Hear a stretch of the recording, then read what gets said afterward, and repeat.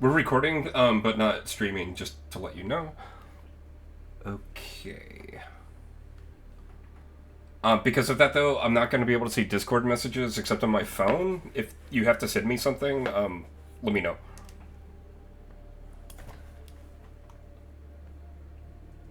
Okay. Give me like 2 seconds, Jason. I want to put my plate away real quick. That's fine. Are y'all ready for more Amber Temple? Yes. I was like, there's not a lot of enthusiasm there. We are ready. Well, I mean, it went so well last time. Well, then you also said you were going to kill Varesh, so. On the plus side, I have this cool coffee mug. Yeah, yeah. Oh, hell yes. Yeah, it's pretty awesome. It's out of date, but That's okay though.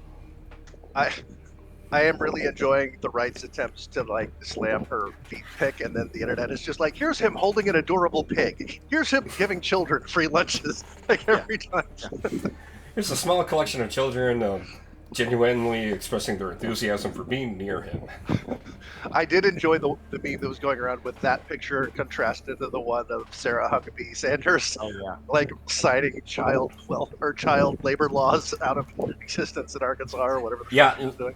Letting them go back to the mines, and they were real excited about that prospect. Yeah, they looked like they'd just come from the mines and they put a suit on them and then just wheeled them in. She was smiling hugely though, so Have y'all seen all the Twitter stuff where it's like, Waltz is the type of guy who goes in for a pop and asks you if you want one as well. Yeah. Waltz is the one that says, "Hey partner, can you get us 2 chocolate milk so we can talk about it out in the garage?" Just all like. It's all just like My- great neighbor dad stuff, and like my favorite was Waltz will stop you in Home Depot and explain why you need hex bolts for the project you're working on, despite the fact he doesn't work there. Yes. He has an Yeah. actual TikTok that shows you how to change your headlights in case your headlights are Ah, one of my favorite things that I saw was AOC had tweeted when she had tweeted her approval, and her tweet was like, "Dims in disconcerting amounts of array today."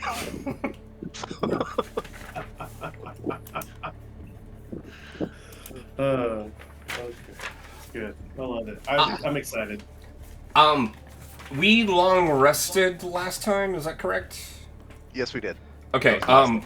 I don't think I actually wrote down who has inspiration. You gave me inspiration for, I think without getting too dark, I'd like to cut her heart out. That was pretty great. That was the one. Yep, that was it. You gave me inspiration, but I can't say what it was for because it's for stuff that nobody else knows about. Yeah, some of y'all are going through some things. Welcome to Ravenloft. So yeah, y'all have retreated back into the little dome, and we were gonna long rest. Is there anything that anyone needed to do at night before we move on to morning? Nope. I think my last note was just that I was frantically scribbling or trying to sketch my forgotten sister's face after one of the evil powers taunted me about it. Shit, that's dark. I know, man. Okay. It is the next morning, and y'all are rousing in Varesh's mansion. I should actually log into Roll20.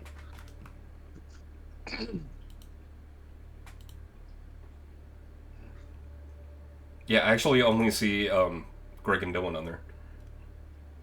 Yeah, I brought it up, but I never logged in, so going in now.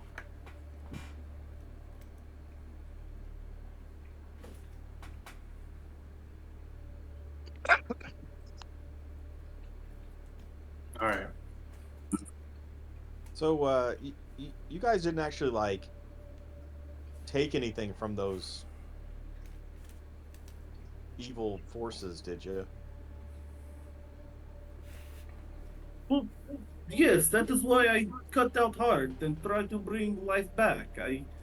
was given promise to help. Okay. So just you? Did everybody else turn it down? Benedict I do not flips. know. Benedict flips a hood up over his head and pulls it down so you can't see that his eyes are like solid milky white.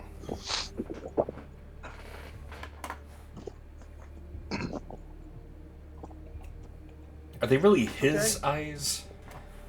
Well, these eyes. Okay. Who's ever said? I both stole them and abused them. So Gotcha. Was I the only one who turned down the insanely evil thing that they offered us? Each of us? Varish leans in. What did they offer you? who are you leaning into? It was Elding? me. Yes. Okay, cool. I don't know, some kind of honestly, I stopped listening. I really just wanted to see how what I was going to have to do potentially to you idiots, because I didn't have a lot of faith that you would deny. It was something about hellhounds, I don't know. I really wasn't paying that much attention. I certainly wasn't going to take it, so I didn't really pay attention that much. What crystal did this? Yeah, I'm not telling you. Zulika is actually would be going to interrupt, and Zulika's going to point out, if we make deals with these things, we might end up like that poor girl in the hallway. Yeah, I'm just saying, I may be the only one getting out of this place. Because I think maybe it's real possible that everything has a consequence. No. Corpse. Zudun, the corpse star, said he only wanted to help. Yeah. Yeah. You also thought that your little monkey friend was your little monkey friend for how long? That was sneaky bullshit. That Yeah, is well. Ravenloft. I think this is sneaky bullshit too. You make a deal now to get you to the next deal. That's how this works. We need every weapon we can have at our disposal. We can worry about transforming into monsters later. All right. Upon you, I'm already transforming into a monster. What else am I gonna lose? upon you, Makes it true. talking about Otis that way, he's gonna just kind of like hang his head and kind of look sad. Yeah, Or the entity formerly referred to as Otis. He now actually has a symbol over his eye.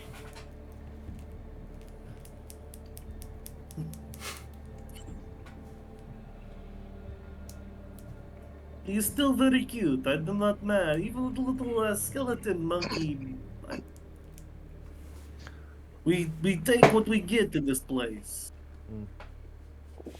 Hey, Jason. Mhm. Above game, I don't think I wrote this down, but the Lich guy had told us that Vampire wandered around a certain part of the temple. I thought it was the southwest. Do you know if that was right? No, It was not right? it was definitely. I don't think he would have said the southwest.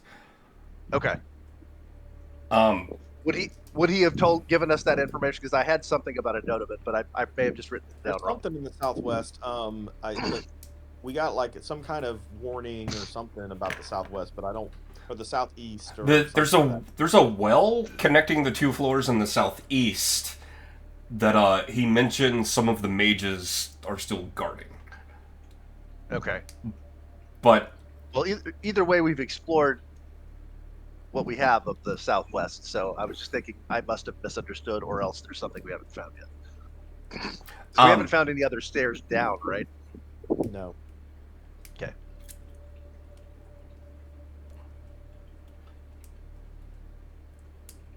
I am interested in finding well. Let's go do that thing. We seem to have exhausted our options on this side of complex, so I don't have a better idea. I'm game. And with our new gifts, we might be able to survive longer here. Yeah. Yeah. I fully believe once we leave this place, not the temple, but this land, that we should probably be okay.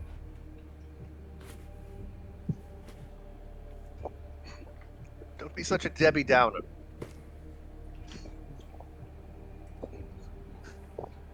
There's a very depressing poet from Waterdeep. Debbie Downer. Shall we? Does anyone have an argument against going and looking at this well? We still haven't found the bastard we're trying to kill anyway, so. Yes, let us go to well. So, Jason, is this an opening right here where we're all standing, or no? Like on the eastern wall? I believe. Hang on. Looks like there's an archway there, but. I gotta see which level you're on, because, yeah, you're on the upper floor. No, I think we have to go down the stairs. Oh, maybe. Okay, we went up rather than down. Okay, never mind. Yeah, that is an archway, but it's an archway underneath the floor you're on. So Got it. it's Okay. just wall Okay. next to you. So that's just for Okay, that's fine. art's sake. So in that case, we already know that like this door in the food room, like that's basically corresponds to like there. Is there a balcony here, or was there a balcony here, and that's what the debris? It's kind of hard to see on the map, but there are pieces of a balcony that are kind of there's enough that you could walk out and stand on it, but not anything past that, and then it just falls to the floor. Okay, cool. Well, I guess go back downstairs. Yes. Okay, as y'all are leaving the mansion, Varesh, you see Nefarion, who's standing right outside the door of where the mansion was, and he locks eyes with you as you're walking out. I use telepathy. What is it you'd like? You are seeking to bind the one that left? That would be desirable. His release was not conducive to my goals here. This, I believe, is what you're looking for. And he hands you a piece of parchment. Ooh. I look at it. Okay, this is a binding ritual. I don't have this to where I can copy it, so you're gonna have to write it You're down. good. But it's also, I'm not doing anything complex. Okay. You need the name of the entity to be bound. Okay. You need a block of amber in which you're going to bind the entity. Okay. You need another piece of amber from outside the temple. Shit. Outside amber. Okay.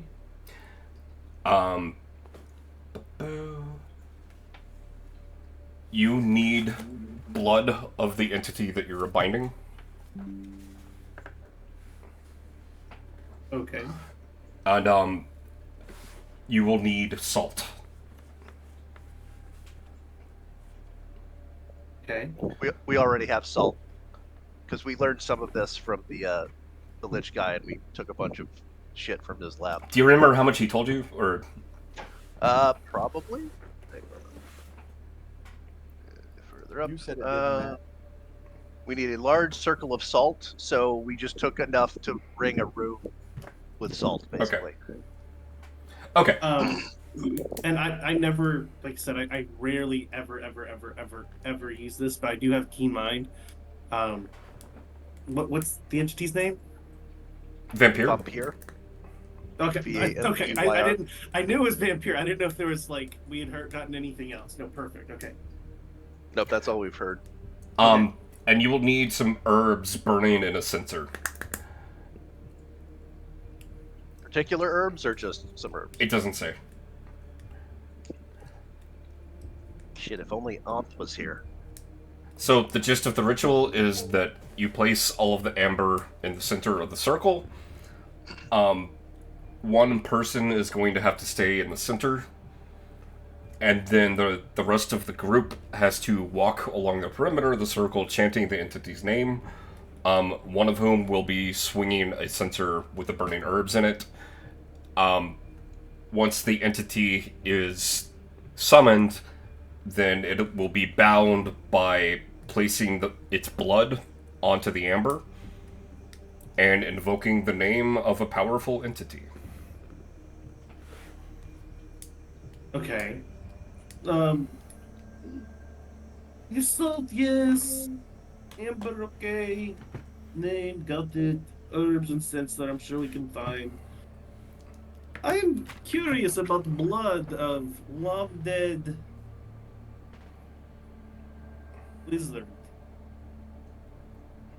Unless... Wait, the what? You said we need the blood of the entity. Yeah. So, like, the thing that Vampire, like, separated himself from. No, you need the blood of the entity that you're biting. Of Vampire. Okay. Okay. Oh, I got you now. I understand. Okay, perfect. We could go ask the Lich. You happen to have any blood of vampire? Okay. Perhaps we go back to lab and look for herbs. We also need Perhaps. another piece of amber from outside the temple. I don't know how strict that means. If that means we could just step outside and chip something off the wall, or if that would count or not. Vresh, since it is you holding it and you have keen mind, you picked up some amber from the Durst Manor. My chunk. Yeah, the evil one. Hold on. And he pulls it out. This is when I met you guys.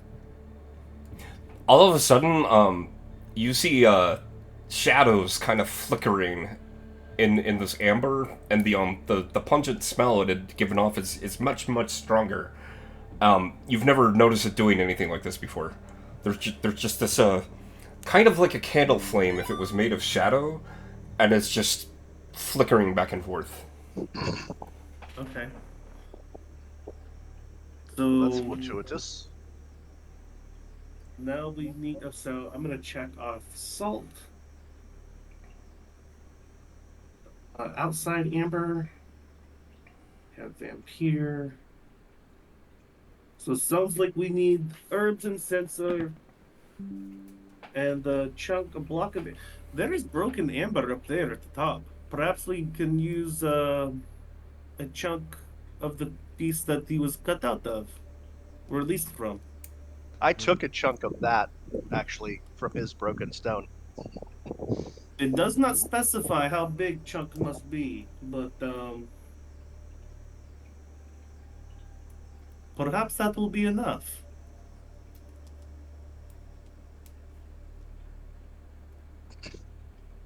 So, Jason, I don't have this on my inventory, but Cheyenne has been having a cup of chamomile tea every night before bed.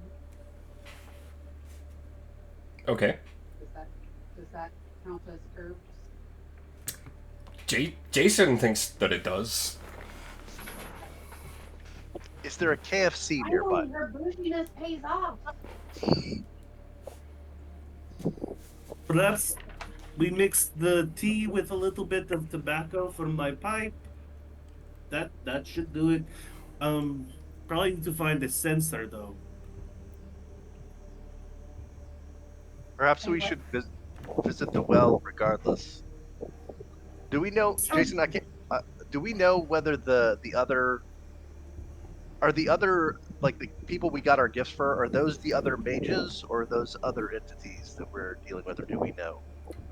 I mean, your character might not necessarily know this, but these are definitely, when they cast off what they viewed as, their imperfections, these are those imperfections manifest. Got it. So from what I remember of You're talking, screwed. they haven't seemed to care. Has anybody asked them about Vampire? Like, I know we got stuff from Glitch, but has anybody Yeah, asked we these did. guys whether they Somebody care? did. I don't remember who. I vaguely remember that like somebody asked a question and they didn't seem to give a shit what we did to Vampire. So hopefully they will not be an impediment. But that said, maybe one of them would know where we could get his blood potentially, or we could just go explore the section we haven't been in yet. Perhaps we hit him now that he is released. He might be flesh and blood. But remember, we have not seen these things outside of stone. Maybe we get it directly from source.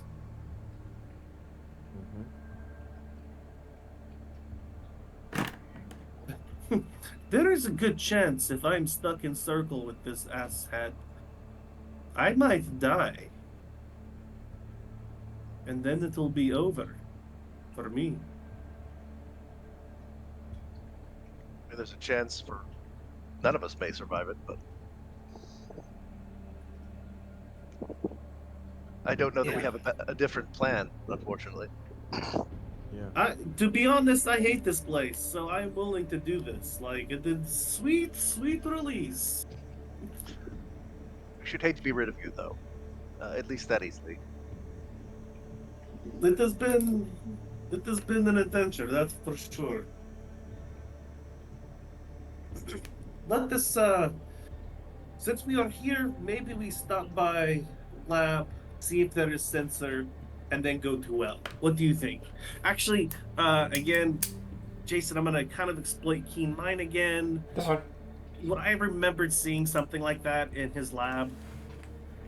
I don't want to make a scavenger hunt for a sensor a thing. So I'm gonna say that yeah, you remember seeing one in his lab. Okay. Wait a minute. I remember picking up a sensor just the other day. Like I didn't want to like steamroll it like that, but like, No, it's again, my intent in introducing this was not to have like, here's a big puzzle. So Sure. it's gonna be easy for you to find. Very quick sidebar. We watched an actual play of a system called Blades in the Dark. That's all rogues and heists, and they have a really cool mechanic where like a couple of times per game, you can do a flashback where you just like you pay some resource to do a flashback, and they're like, oh, don't you remember when I did this thing that we need right now? It's totally the mechanism from Bill and Ted. Like, Yeah, Yeah. I yeah. love that. Fresh is gonna. I have visions of people that I do not see or understand, but one has cape. And wait. And he's like, "Oh, this place is getting to me. That you have cape. That does same thing. Yeah, maybe we should go. I'm in a state right now. I'll be honest. Let us get out of here." Do it.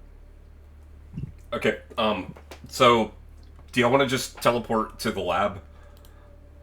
Well, do we still need to go to the lab since we have the sensor? Well, you're gonna need to go to the lab to get the sensor still. Oh, okay, Yes. that's fair. Like, All right. I'm willing to hand wave that No, that's that fine. you Yes. saw one there, but I'm not. I wasn't sure that'd be- what degree we were hand waving. That'd be great. Yeah. Oh wait, never mind. The lab's on the top floor. Hold on. Yeah.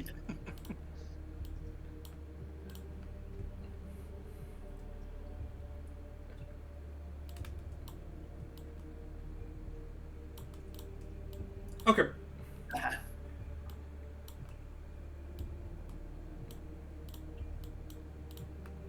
I think while we're here, I'm going to ask Exithanter, tell him that we found this binding ritual, that we need blood of Vampire, and just ask, is his physical body that he's in now the only physical remains of him here in the temple, or was he reborn? Would there be a body that would have blood potentially somewhere in the temple, or we'd have to take it straight from him? Give me a second. Yeah.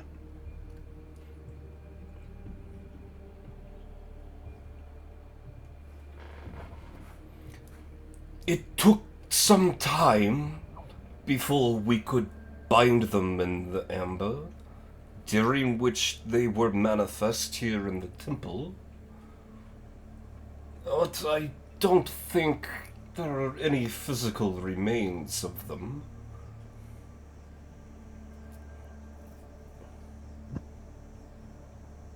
While we're on the topic, this references needing to burn herbs in a censer. If you don't mind, we'd love to take this censer that we noticed over here. We could bring it back afterwards if need be. But also, do you know, with your great arcane knowledge, would this require some certain type of herb, or simply any herbs burning in the censer? We were quite fond of a local tea here, and we merely used that. Benedict winks at Cheyenne over Village's shoulder. So does Jason. Totally. Thank you, my friend. You're quite helpful. A very hospitable host. Tell, with Varish's telepathy, he's going to ask if he knows if vampire can bleed. I presume that this creature, vampire, in its physical form, is capable of being damaged and harmed, just like anything else, even if it's formidable. And that this would be a way to potentially gain some of its blood for this ritual.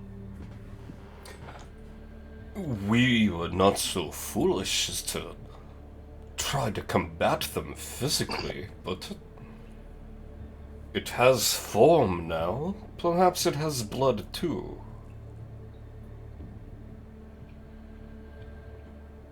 I do love an educated risk.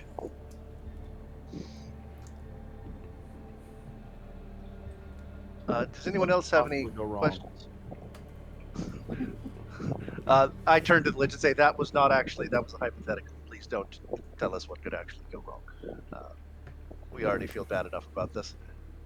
Can I Well- can I retcon what he just said there? Sure. Because I realized like they would have had to have already done this once. Yeah, that's fair. The short answer, yeah, it bleeds. Okay. Benedict turns to Varesh and says, if it bleeds, we can kill it. Yes. But suddenly, like, his accent is like vaguely Austrian and he doesn't know why. Love it. Let All right, us get about to do it then. Bad ideas don't pursue themselves. Off we go. Yeah. What are we doing? We're So I going guess- to go. Yeah, I'm sorry. Go for it. Oh, you're right. Just go back downstairs, and I'm trying to think where we have not been. It's the only place downstairs that we haven't been through is like that archway door. I can move you to the lower map if you want. Yeah. Yeah. It's just hard to tell between the two levels what's what with the open space. Okay, so that's the dead end. Yeah. So this archway, and then yeah, I think that's it as far as we It's know. like I think you haven't explored most of the Down here, east side. At the south end, between the stairs, there's a door down here, right? There is, yeah. Okay. Oh, so there's two. Start with the east. Sure. Work our way around. It's as good as any.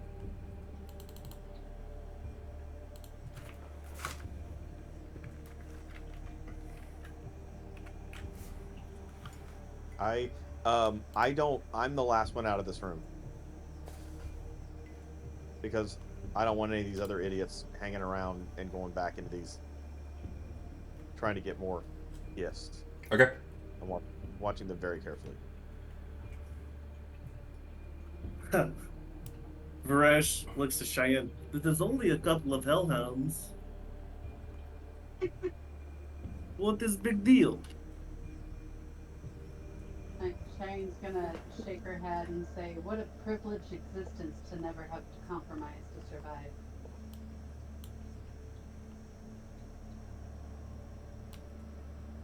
And she's gonna sneer towards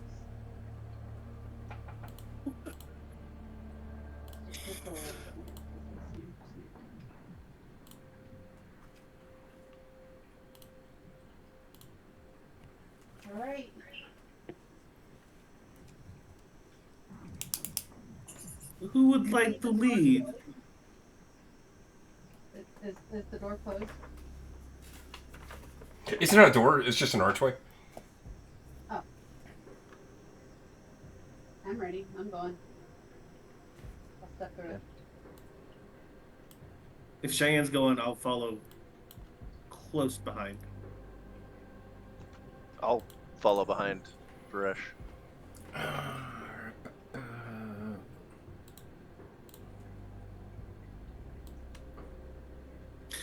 And I can send Otis up ahead.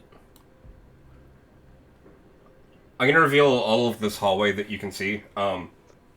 It's pretty much a mirror of what you saw on the other side. There has been a cave-in to the north. There are 3 doorways on the east wall and 1 on the south wall. If you can't see them, they're here, here, here, and here. They're all closed. Yes. I want to listen at this door, see if I can hear anything.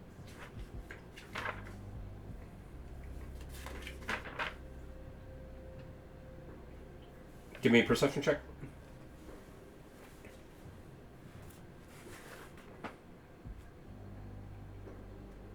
Tea? You don't hear anything. I'm gonna open the door. Okay.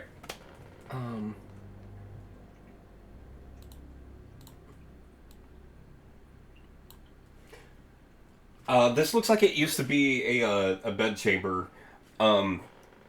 Most of the furniture that y'all have found in the Amber Temple has been completely ruined, but there is at least the base of a bed carved out of marble in here. It's a 4-post bed, and at the top of each one is a golden hawk carved.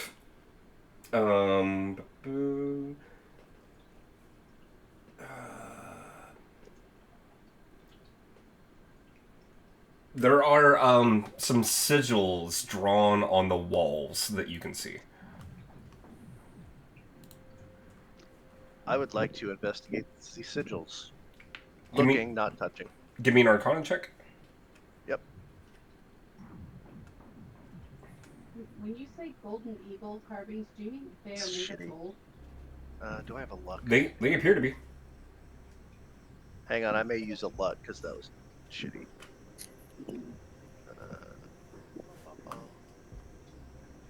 Yeah. I'm going to use a luck and re-roll that. That's way better. 25. You recognize these, and these are anti-theft sigils, all of them. But it looks like whatever magic may have been used in their making is long since faded, and they don't appear to be active anymore. Okay. I'm gonna not say they don't appear. You know that they are not active anymore. I appreciate that, DM. Okay. So do we see anything in here other than the bed and the sigils? They're just a smattering of cobwebs on the kind of thinly amber-coated walls. Yeah, that's all you can see. I'll maybe just like poke around the bed frame just to see if there's anything under it or anything that catches my attention. It's solid against the ground, so there wouldn't be a way of putting anything under it. This is like a big chunk of marble. Okay. Look I for turn a around. button. Maybe Sure, it's can I slide. search for anything, just to be thorough, can I search for anything hidden around the bed frame or the walls? Give me an investigation check. And while he's doing that, can I go see how well those golden eagles are attached to the bed frame? They are screwed on. Just a 13 for investigation. You don't notice anything else in the room. Okay. Mindy, I don't know if you heard me. Yeah. Okay. I have thieves' tools. Would I have a screwdriver in there? They're just physically screwed in at the top, not like screws hardware. How long would it take to saw through the bedposts? Do I have a blowtorch? Can I physically rip them off? How heavy are they? I'm gonna say each one's about 5 pounds. Yeah, I want to go take them. Okay. They are golden hawks that have been carved, and each one, you would guess is probably worth about 250 gold.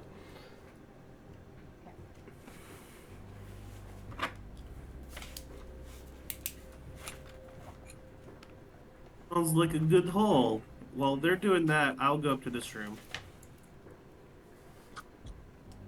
and listen at the door. You don't hear anything. I'll open the door. There is, let me see. Is this...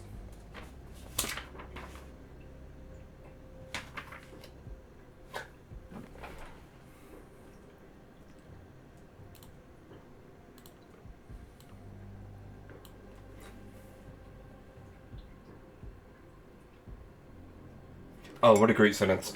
The furnishings of this bare stone room have succumbed to decrepitude. Standing in the center of the room, its head scraping the 10-foot high ceiling, is a vaguely man-shaped construct made of dark wood and riveted iron. Its helmed head stares blindly in your direction. Cobwebs stretch from this terrible artifice to the wrecked furniture that surrounds it.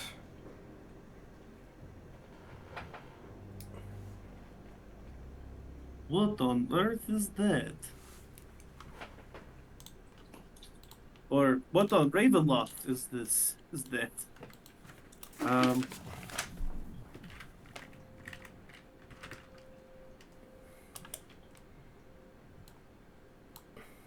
Silex, you want to take a look at this with me? Okay. Let's do And that. I go in. Jason, could you do like a 2-second snippet of what's in here again? I was finishing a note and I missed the description. It's a shield guardian. Okay, Like, thank you. yeah, I mean, I could flavor it up for you, No. but That's totally fine. can you all see it? We see the map. I don't see any token or anything. Okay, hang on. Yeah, I didn't. There we go. Ah, that clears it up. Varesh. Oh, hey. Varesh, these are normally activated by necklace or something. Let us look around for jewelry. And I will look in the room for something like that. You don't find anything. Okay, perfect. Is there anything, Um, any sort of sigils or markings or anything on the shield guardian? Nope. Does it? This is maybe, I don't know if you want me to roll for this, but does it look like it has moved anytime recently? Is there any signs of like, is it covered in dust? Are there tracks? Dang it, I gotta look something up. I thought you said it was covered in cobwebs. It is. There are cobwebs, but I'm gonna see if we can tell how long it's been since it's moved. Oh.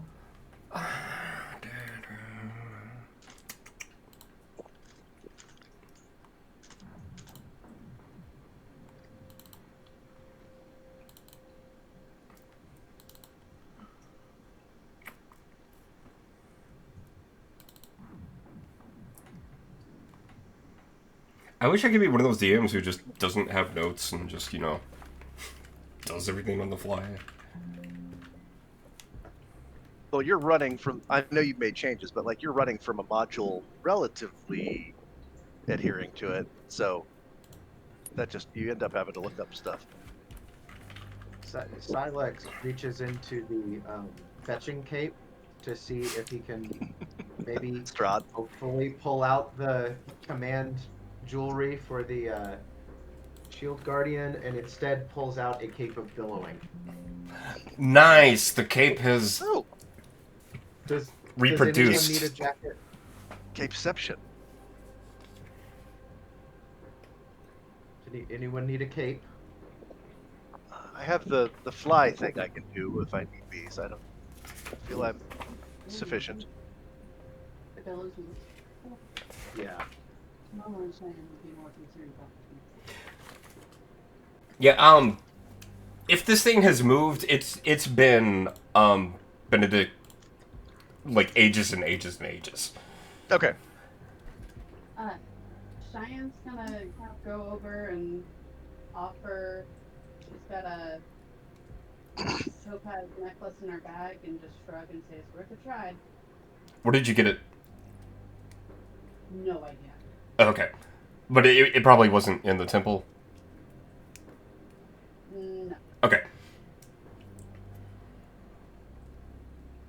So it does nothing? No. Okay. Well, then she's gonna take it back.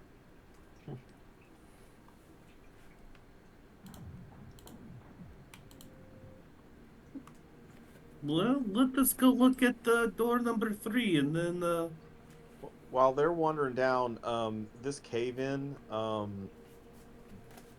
it look like it's been caved in for a while, or is it fairly a fresh cave-in?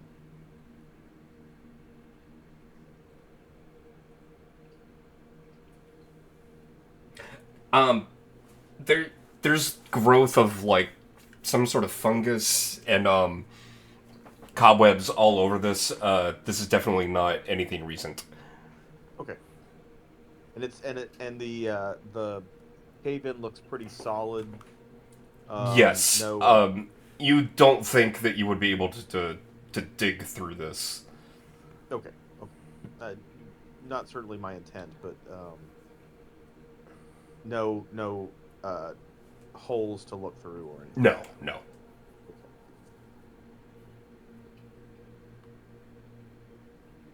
then Varesh would make his way down, keeping in mind that we'd be looking for some sort of jewelry or something like that. Because he would no idea what it would look like, but just he's familiar with this type of magic that usually these are tied to something else. So And what? then, Go ahead. oh, I was like, Varesh is gonna go try to open this door, but then he sees Cheyenne at that door, and like, I am game for whatever. Oh, I can wait. Let's get this one first. Fine. I listen at the door. You don't hear anything? Let us open the door.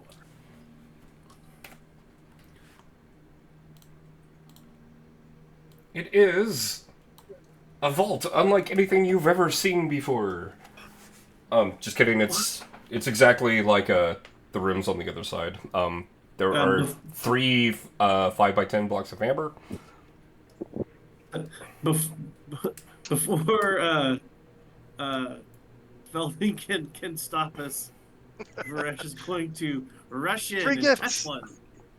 Yes. We're going for the I am middle one. too. I'm in. Do I catch what they're doing? They're all running into this place. Are you still up by the wall? I am. Yeah, you see them run into the room.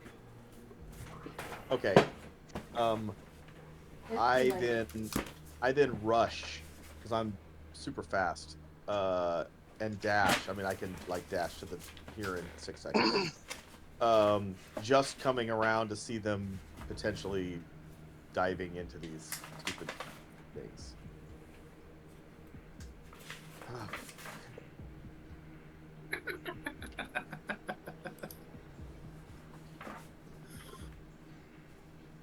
Well, it couldn't get any worse. So are we touching things again? Oh, we're touching Yeah. things. Yeah. Okay. I guess y'all don't like these characters. That's fine. Um, We just want to see what's on offer. are you each taking? You're each taking 1 block of amber. Yep. Okay, I'm gonna start with a North Varesh.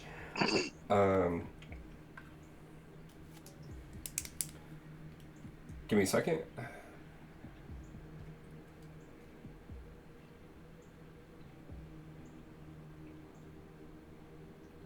And I love my character. I just it's the challenge of the what you message me that makes it more fun.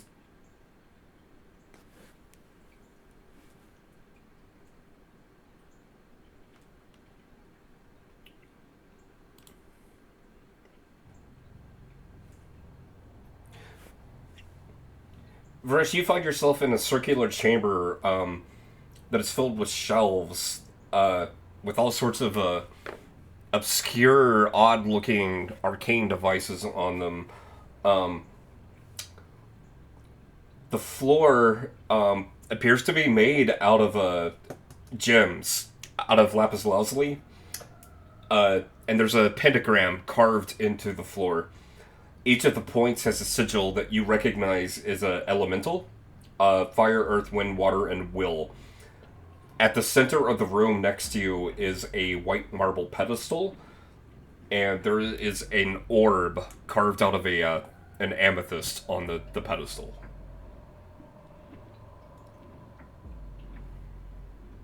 I will touch the orb.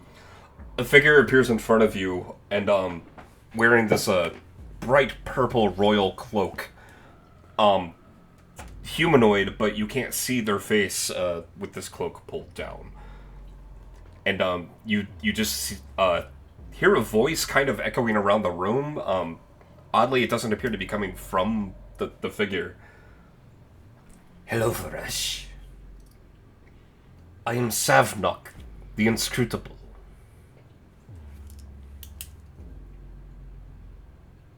I can Savnok. I can put any of these names in chat later, so. Your colleagues, I've met before, and Ember Stone. We touch and we show up. We have a little chat. We know what you're planning on doing. It's not going to work. Agree to disagree. I'll offer aid, though, as the others have. I give you the power to shield the mind. His gift, if you accept, you can cast Mind Blank twice a day with no components or spell slots. Oh, I forgot I hate this track.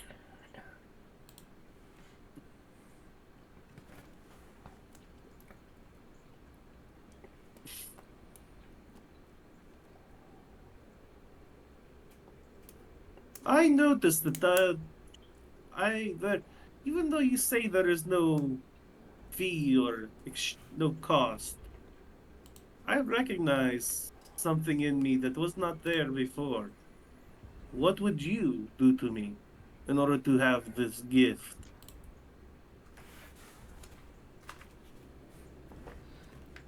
We have done nothing to any of you that wasn't already there. That is what worries me quite a bit. We are part of you.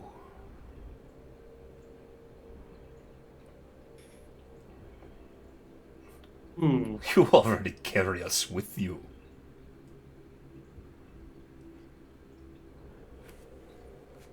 You know, having a missing foot, I think my burden is pretty heavy as it is, and I would like to leave now, thank you.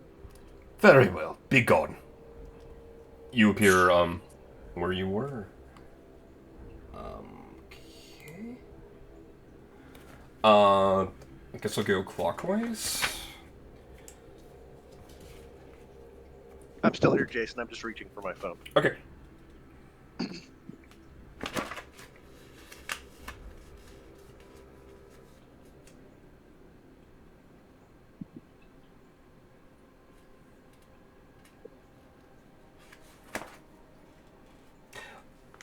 You are in a large ossuary. It's built like it's a throne room, but forged entirely of bone. There are gray flames burning in sconces around the perimeter, but oddly they don't seem to be emitting any light.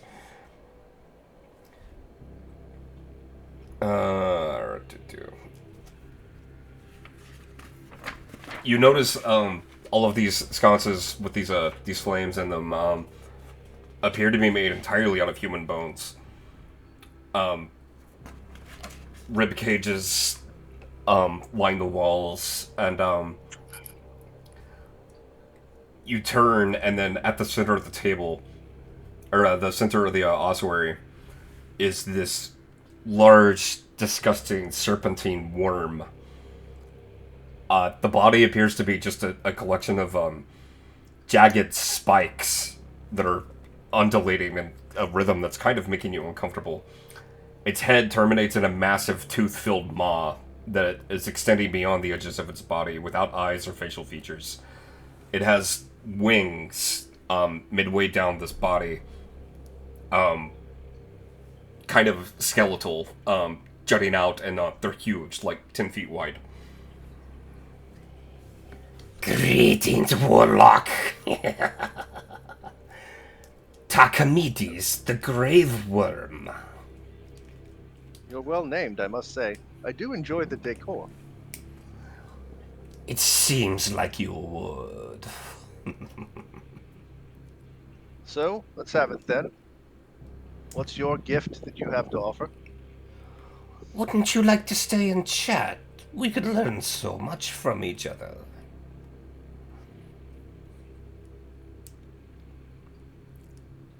Unless you have anything interesting to offer about how to, for instance, bind Vampire without all of us getting killed in the process, I don't know that you have anything of interest to me other than whatever your gift is. What fun would that be?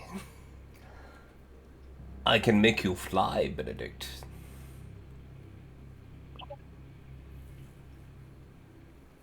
Tempting. Not worth it, I don't think. And I'm going to leave. Poof. You disappear and reappear back where you were. This one makes you fly, but he doesn't seem trustworthy. I know that's hard to believe. I see you, Elding. I'm well aware of the... I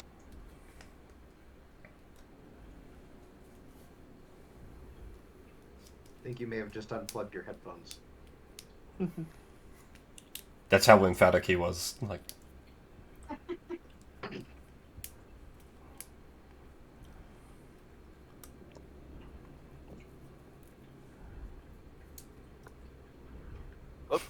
yeah, you're good now.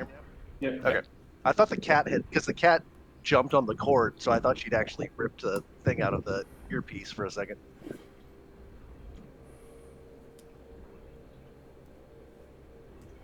Wait, were you left the room, right? Yeah, I did leave the room, and then I saw Greg making a snide face at me after I told him who was in the room, and I said, "Yes, Elding, I see your condescension. I'm quite aware of your opinion on this." Okay, that's what I missed. I didn't take the deal, if that's any help. Cheyenne, you appear in a extravagant parlor with some stained glass windows, flickering candlelight everywhere. There's a pleasant perfume in the air. There are pillows for sitting strewn across the floor with some divans and love seats.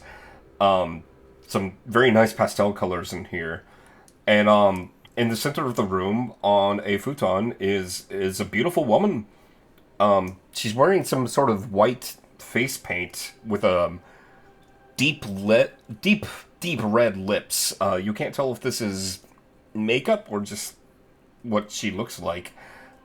Jade green eyes, and she has jet black hair that's pulled into a messy bun.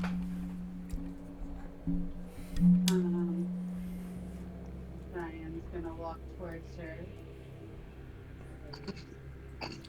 Oh, hey. With 3 Ys, and she's gonna tuck her hair behind her ear.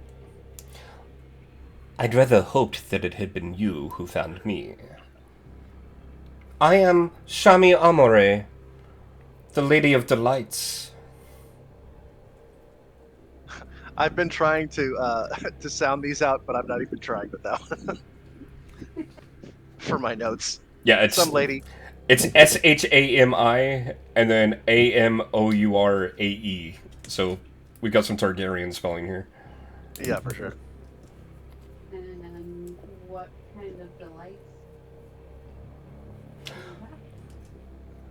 Well, I mean, I have the gift I can offer you, like all the others.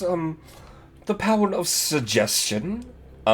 She would let you cast suggestion 3 times a day without a spell slot or components.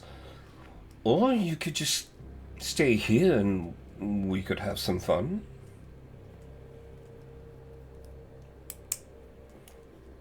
I mean, that's pretty tempting. Where is here exactly? It is neither here nor there. It's in between places. The sort of place you keep something that you have forgotten.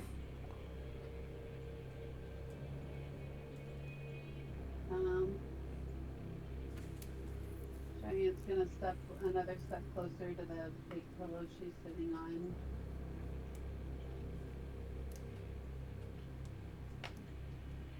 What would that mean for me to stay here? It could mean whatever you wanted it to. Does time exist here? Yes. And no. So while I'm in here, my friends out there don't have my help. If you seek to return, you can do so now.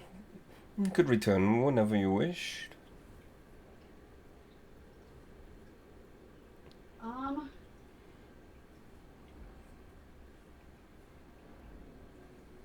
I mean, suggesting sounds up my alley.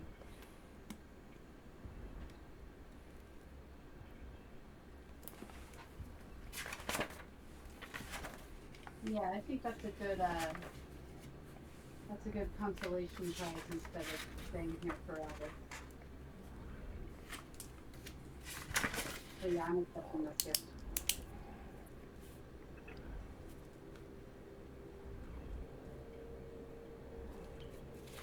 So you're taking her gift?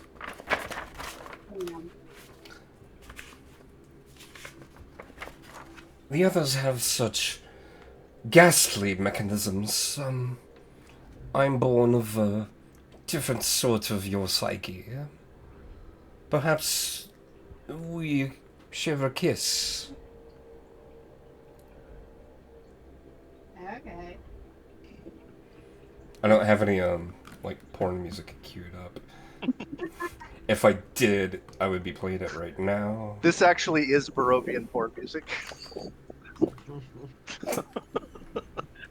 Nice. Mindy, give me a charisma save.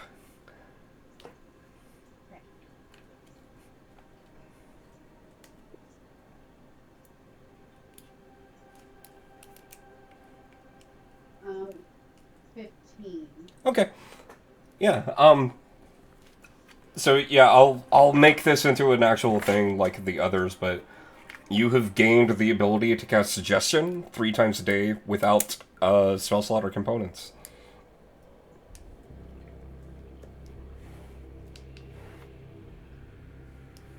Nice.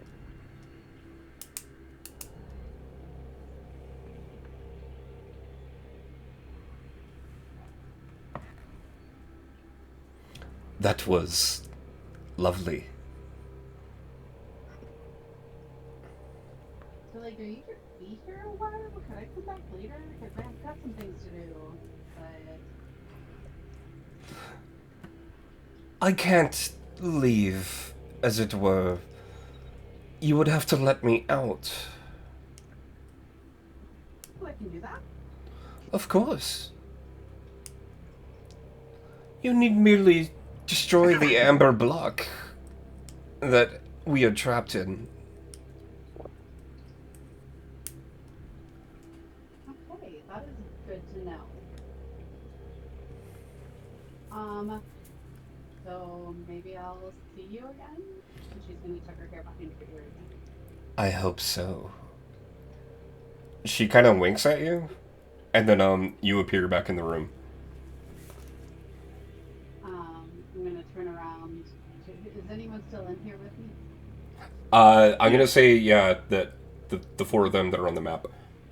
So right as you appear, Elding is talking to Varesh and Benedict about how proud he is that they were able to reject the gifts And that's what you come back to is Elding praising Varesh and Benedict about that they held strong and rejected the gifts. I mean, it was mainly just because it was a shit offer this time. Hey guys, we should come back later and maybe destroy this one. And she's gonna tap her fingernail on the amber block. Yeah, let's not and say we did. She completely ignores nothing. Bo, I just messaged you something. Okay. Varesh smiles at Cheyenne. He goes, "We will do this. We will leave this place more improved than what it was before." Elding, old boy, if you don't have the stomach for this, I don't think that there's anything really stopping you from leaving. That's don't the recall. point. Just don't let your weakness bring the rest of us down. We're all clear what's needed here. I think, And Varesh, he does pull Elding aside. "You realize I only did what I did because if one of you falls, I will be able to bring you back. We are lacking this type of power."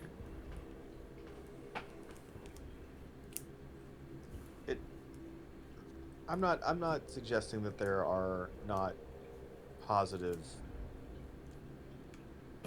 but at what cost? I mean, guys, I think we're really running out of time.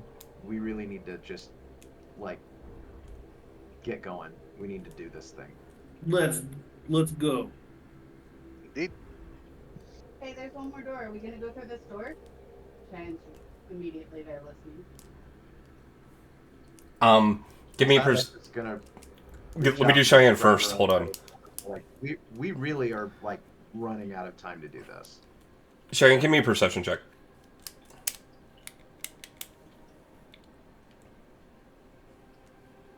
Remember, I can see invisible. 9. You don't notice anything about the door.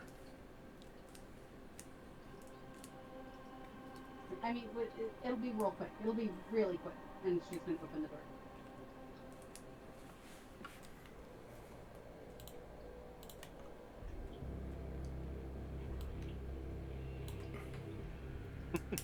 Oh. Huh. There are. Jason. What's up? You vile tempter.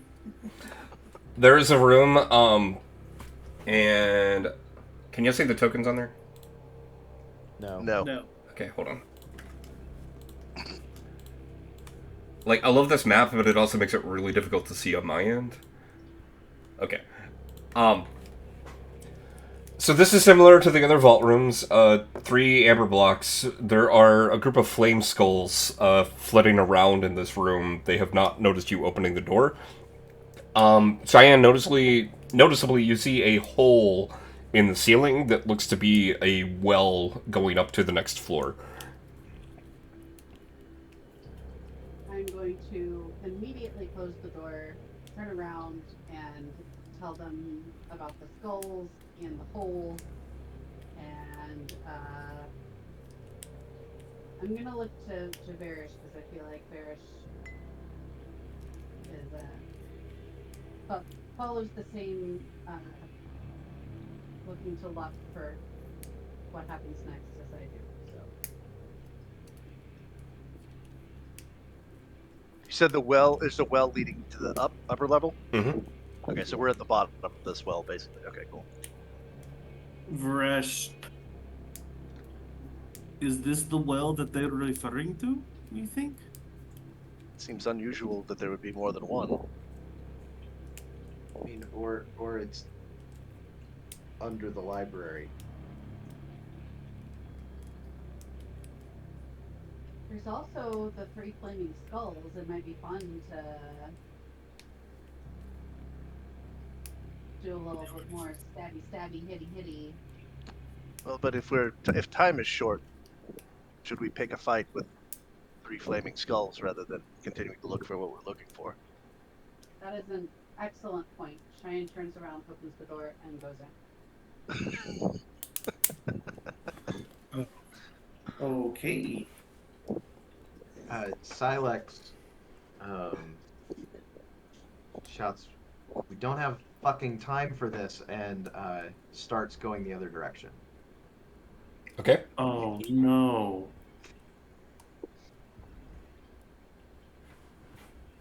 Oh no.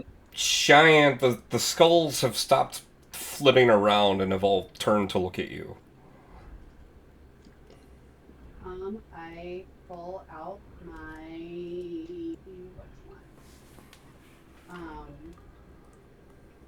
Yeah, let's go Sun Sword. And go immediately up to the one right here and like that. Okay. Hold on.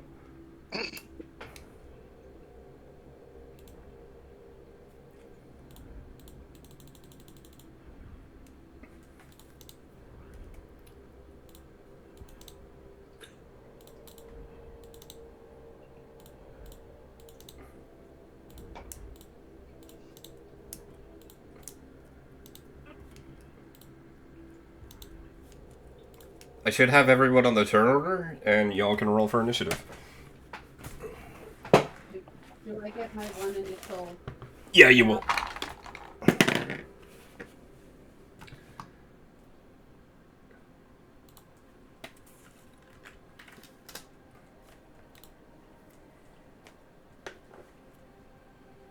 Okay, I got a 9.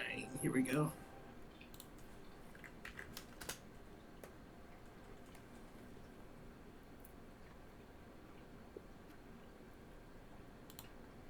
It won't let me change my number. What'd you roll? 22. Benedict? 4. And Silex. 11.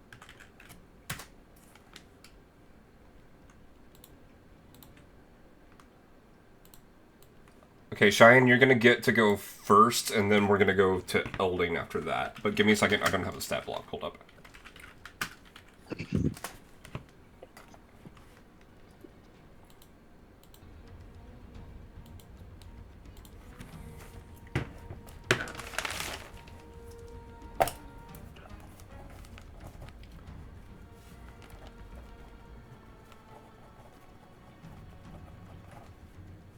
Okay, go ahead, Cheyenne.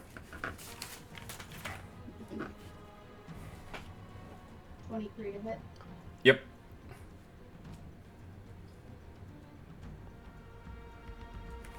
Eight, 18 radiant damage.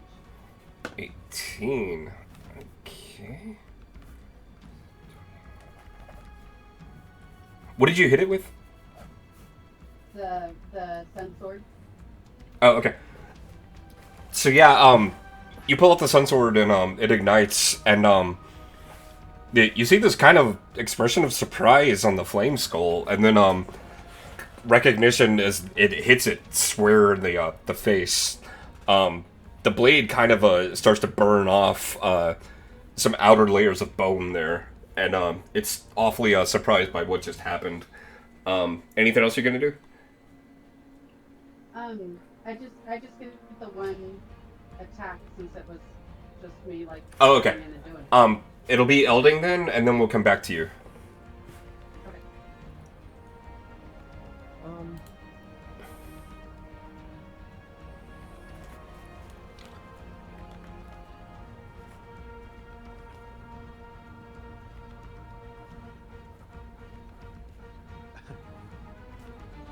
Elding is going to follow Silex. Okay. Do you want to do anything at all? Nope. Cheyenne, and then the Flame Skulls, and then Silex.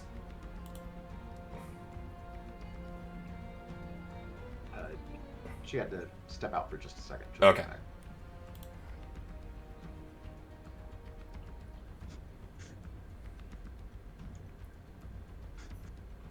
Elding, as it was walking back to and I feel like he just walked back. Like he's usually very quick. He just kind of turned around, grumbling under his breath. Don't have time for this. And yeah.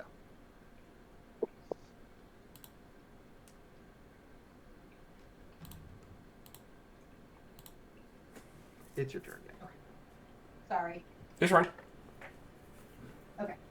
Yeah, I basically didn't take a turn. Okay. Well, I'm gonna swing the sun sword again at the same guy. Okay.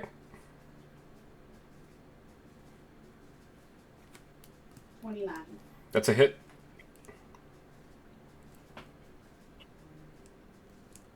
It'll be 12 radiant damage. Yeah, the same thing happens. The sun sword striking this thing dead center, and parts of the bone start to flick off of the center of the skull. Okay. Let's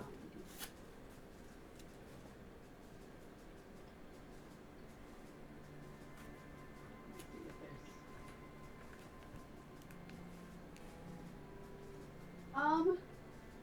I do. I have 2 weapon fighting, so.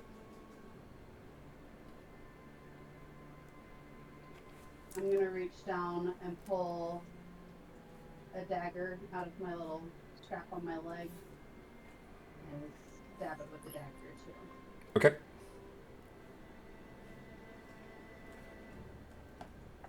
$21. That's a hit. 9 piercing damage. And it's not a magic dagger or anything. Okay. You managed to hit this straight in the eye socket, and you see the dagger actually poking out the back of the skull, and it takes you a little bit of a effort to pull it back, and it's kind of stuck on there, but you manage to take it with your hand and push it off you, which is a strange sensation, but it is still around. Were you gonna do anything else? Nope. Okay.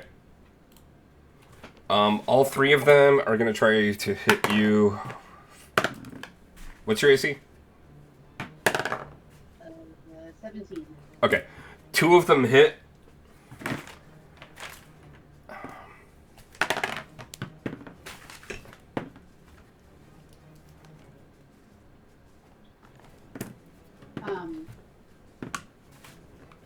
I'm also going to uncanny dodge, so one of them I need to dodge.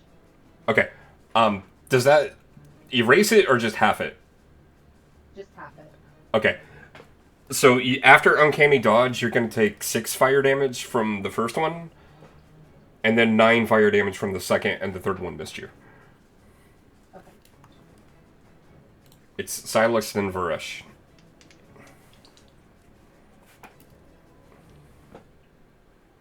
All right. I am going to. I'm just going to shout back down the hall, say, there really isn't time for these piddly little fights. We really need to get going, and go through the door up here. Okay. Varesh, then Benedict. Varesh will hold up his staff of power, and I will burn a charge to cast magic missile, and I will have all 4 darts fly into the skull that Cheyenne that. You don't need to roll anything. It's Okay. It's very dead. Okay. In fact, I'm gonna say, I wouldn't normally do this, but your first dart kills it, and Okay. so seeing this, you have enough mastery of this spell, you can redirect the other darts. Thank you. Okay. It had 1 HP. I didn't want you to blow the entire spell on it. Okay. Cool. So, yeah, no. Yeah, so 3, and then 2 more darts. Well, yeah, because it was just first level, so instead of 4 darts, it was 3. So 1 dart. Cool. And then I'll split. You know, I'll shoot the 2 other darts. I'll curve the bullet and have them go down to the south one. Okay.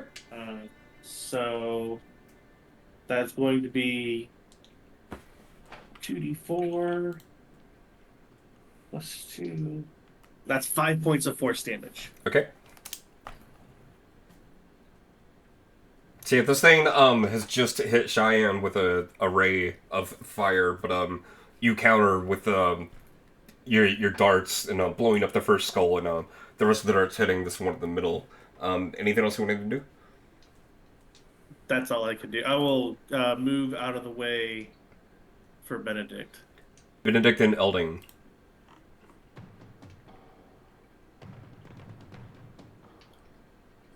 We can't hear you. You're muted. Yeah. There we go. Okay, so there's 2 left. I'm just gonna start firing Eldritch Blasts because that's the most expedient thing. So I'll start with the one. Have either of these been hit yet? The one to the south has, yes. All right, I'll start with him. First Eldritch Blast. It's 18. That's a hit. 9 force damage. Okay. I'll fire another one at him if he's still up. That one's 16. To hit, yeah. That's not as good. That's just 4 force. Okay. All right, if he's still up, then I'll fire the last one. That's going to be a 17 again. That's a hit. And that's going to be not great. Another 4 force points. Okay, yeah, you run in and start blasting, and this guy's taking quite a walloping from your these blasts of energy, but it's still up and about. Elding, then back to Cheyenne. All right. I'm going to yell back to the group. Just leave them. Let's go. And I'm going with Silex, and so I'm basically following Silex. I'll go a little bit farther into this room. Okay. I don't really know where you're going, but basically use my full movement to go into the group here. All right, Cheyenne, then the Flame I'm done Skulls, with that. then Silex. Man's gonna move right on over to this one, the next one in our line of sight, and some sort of stabby. Okay, 21. that's a hit. That'll be 13. What did I say? Radiant damage. Yeah, you managed to kind of broadside it with the sword this time, and knock it to the side, and it's disoriented and kind of shakes, but it is still up and floating. You must stab it with a dagger too.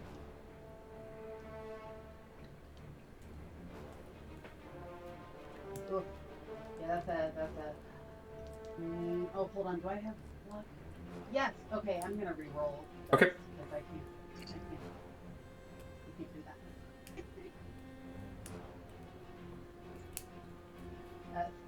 30. Wait, was that a nat 20? Yeah, that was a nat 20 that time. I went from nat 1 to nat 20. You can roll damage if you want, but it's I don't think it's gonna matter.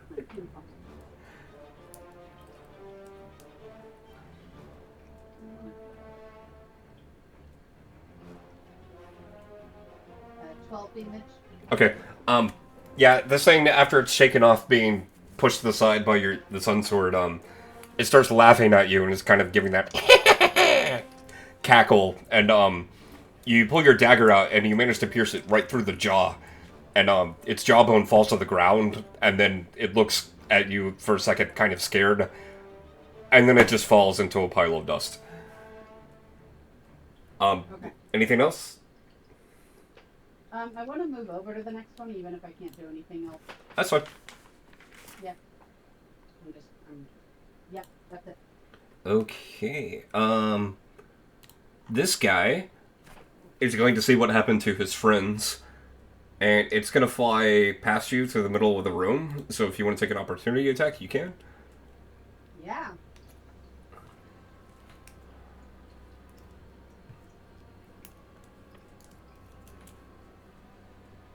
$18. That's a hit.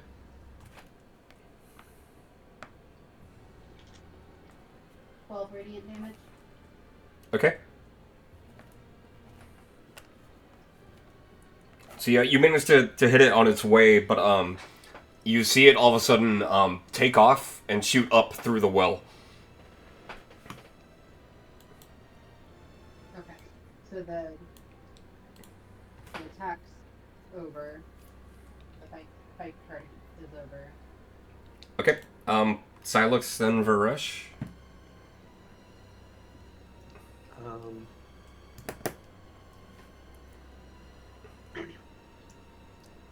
I'm going to let's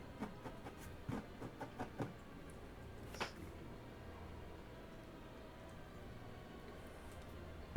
I'm going to cast message at Cheyenne and just say, "If you're done fucking around, we have business." That track is great. Can I respond, or is that just a one-way thing? Yeah, you can reply. I'm gonna say, this is the only room that has guards. There's got to be something good in these.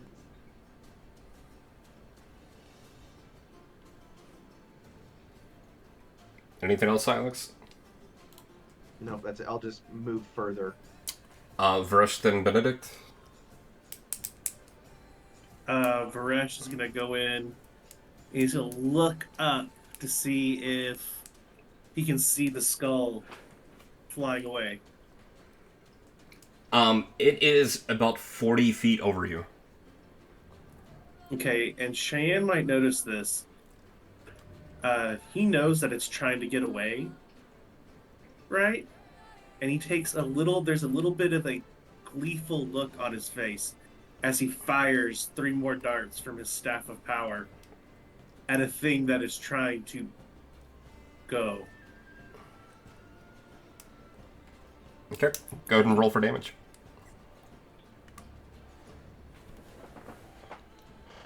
Plus 2. Hold on. That's 8 plus 3. That's 11 points of force damage. Okay. Benedict then Elding. Well, Oh, I'm sorry. he's It's still he's gonna take the rest of his movement, realizing it's not there.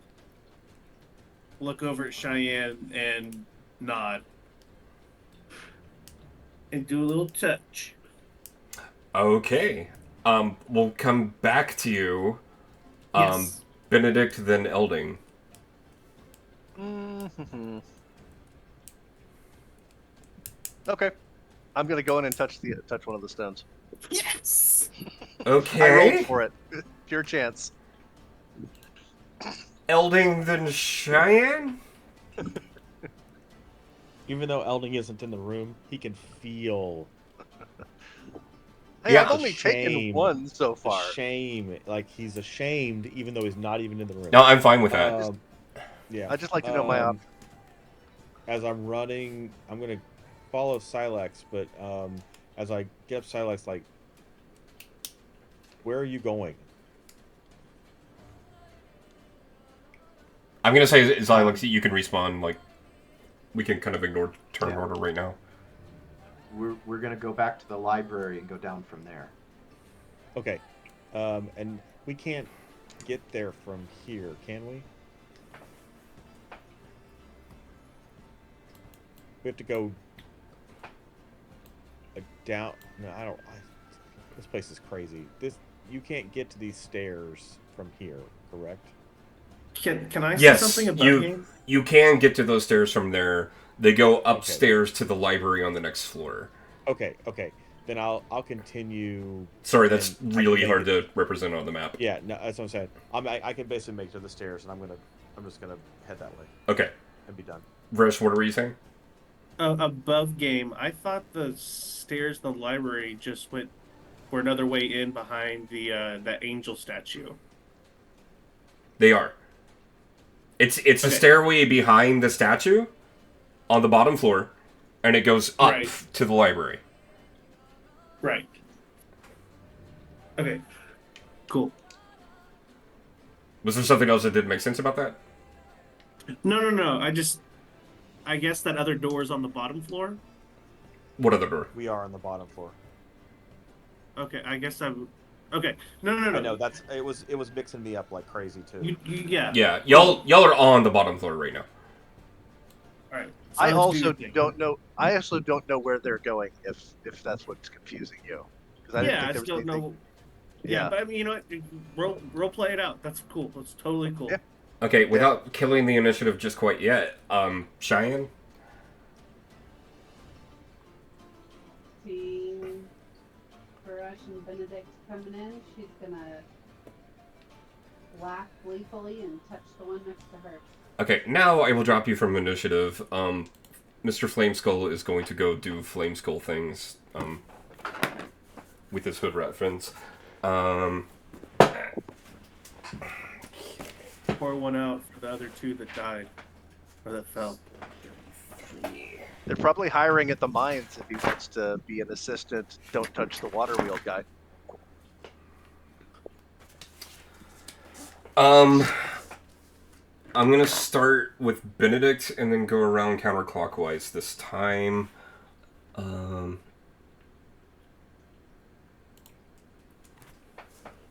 Okay.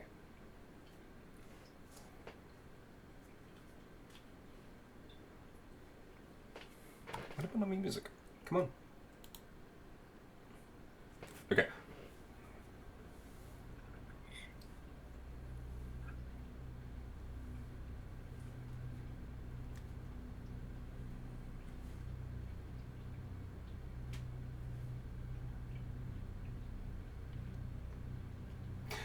You are in a dark stone chamber lined with twisted pillars and sculptures of snakes.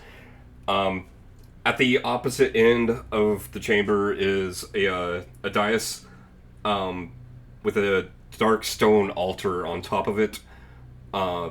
There's a porcelain bowl decorated with some sort of simple swirling drawings on it.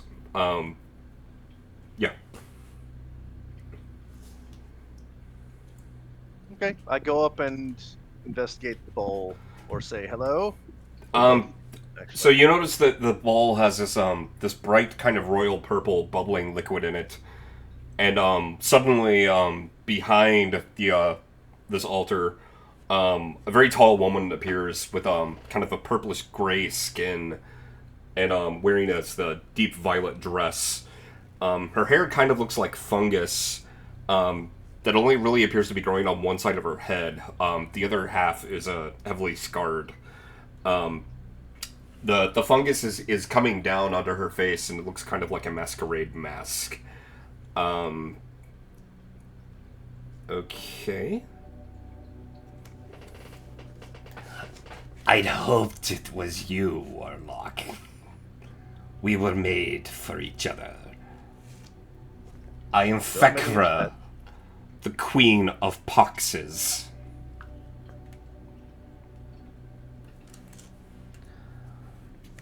What is your what do you have to offer? I offer you disease. She is offering to let you cast Contagion 3 times a day. No components or spell slots. What do you get out of this? I know you're all trapped here, but is this just pure entertainment? Do not mistake us for the Fae. We are not here to offer you deals or transactions. We are part of you. Therefore, you are only claiming that which is already yours. But we can only do so in this manner. Or you're simply an exaggeration of what is already within us. Is that what you're saying? Not an exaggeration. We are part of you incarnate.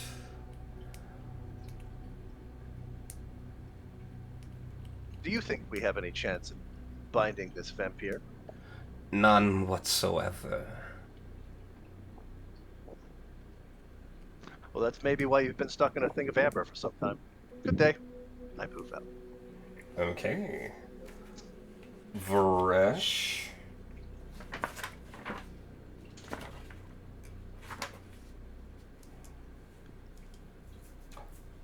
You are in what appears to be infinite flat plain of dead vegetation and dry, cracked soil. There is a torrential black storm going as far as you can see in every direction. Thundering huge clouds and lightning as far as you can see, but there is no rain. In the eye of this storm that you're in, which appears to be right over you, there's hovering a massive humanoid apparition made up entirely of this black cloud. There's lightning combined with kind of the unnerving laughter. Its legs appear to be made of tornadoes. And you hear this thundering, huge voice.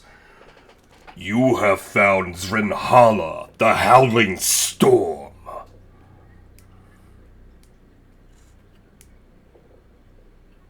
Pleased to make. I'm happy to make your acquaintance. You, wizard, seek power. I offer you the gift of my storm, infinite lightning. Above metagaming, lightning bolt. Character. Lightning bolt 3 times a day. No components or spell slots.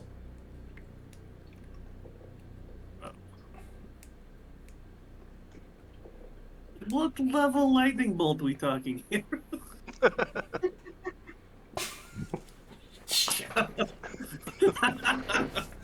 How I do mean, you... infinite lightning bolt sounds like pretty strong. How I do mean, you I'm just how do you saying. roleplay that? There was some early on Critical Role, and it's like, I feel like I'm 3270 seconds of my normal self. Like, Yes. Yes. like one of those things like you just have to communicate HP. Yeah. Let's say 3rd level. I mean, Mind Blank was 8th level spell. I'm just saying. Not all of them are of equal value. I understand.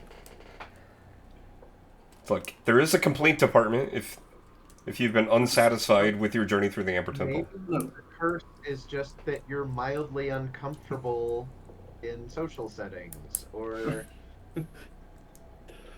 Did you say what level it was? I'm sorry, I did not get it. If you did, 3rd. Oh wait, what is a minimum level for Lightning Bolt? it's a 3rd. Let's say 4th then. 3 times a day.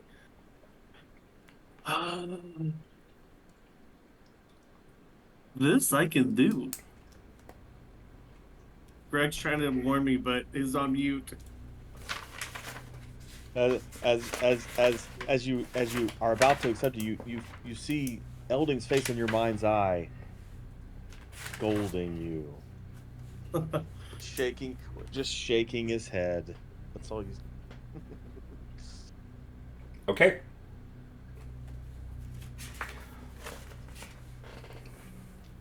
Okay. Very well, wizard. And this entity, all of a sudden, its eyes start to spark, and these 2 lightning bolts shoot out, and they're electrocuting you, and it's excruciatingly painful, but you're not taking any actual damage. Yeah, and then all of a sudden you appear back in the room. And finally, What was that one's name again? um Zrinhala, that's Zrinhala, the Howling Storm.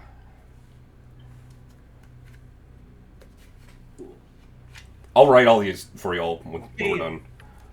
Perfect. Then to Cheyenne. Mm-hmm. You are in a massive graveyard, full of these twisted, decaying vines and sunken, crumbling headstones. The sky is just this completely flat gray. There's cast iron fences that have been rusted and bent from age. At the center is there's an enormous grave filled with humanoid corpses, and there is a worm on top of it. It resembles a lamprey. It's only about human sized.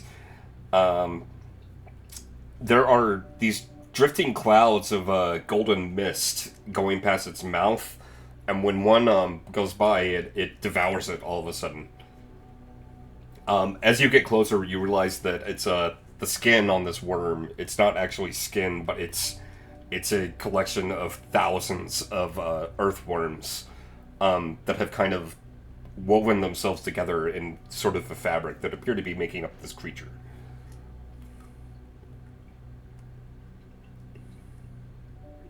Has it? Hold on one second. Varesh, what was the name of your previous last session people that you did a deal with? Zadoon the Corpse Star. Okay.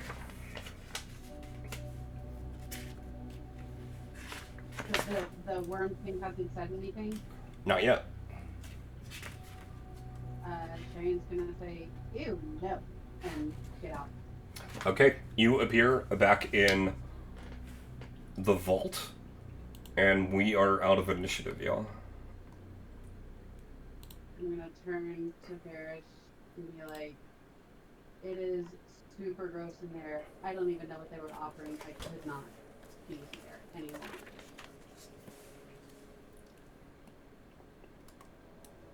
Yeah, this place was pretty. I mean, apparently I will be able to shoot the lightning bolt multiple times a day with a little bit of an oomph. Chumbawamba. Was it really gross in there? It was really just kind of windy and stormy. There was a fungus lady in mine, but she was kind of badass, honestly. Well, Should we go find our others? let's go. Before Yeah, let's go. do we know what they're doing? I don't know. They're going the wrong way. Found the well, but what do I know? I liked the last Emberstone a lot better. What was that? Oh, I said I liked the last Emberstone a lot better. Bo, I just responded to you from a while ago. Sorry, I didn't see your message. Oh, all good. I didn't want to interrupt. Do we know where they're going other than they went through the hall, the archway? Like, did they tell us where they're going? Okay, well, I No. guess I would go looking for them if I can still see them. At this point, Silex we was think we- emphatic about you coming with him. Yeah. At this point, I think we probably have gotten up these stairs. Jason, can I retcon and say Otis was following them? Sure. Okay. I know where they are going. Otis is with them. Or the familiar previously known as Otis. Can we call him Notice? Notice. God Or damn it, that's Fotis. good. There's also Fotis. Yes. Oh, I love that. So many good options. Alright, well, I'm following, going around the corner if we know where they're going. The cool thing about doing that is now we get to be really happy when we eventually do find Otis. I mean, the way So making you're saying deals. there's a chance. What do you Right. mean? Well, none of the Ravenloft rules will apply once we're not in Ravenloft. Yes, that's what I want to hear.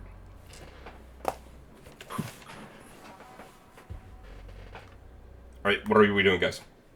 You just can't I'm leave. going after Silex. Yeah, we're following now. Okay. Silex, y'all see him going up the stairs to where Exothanter's library is. Silex, where are you going?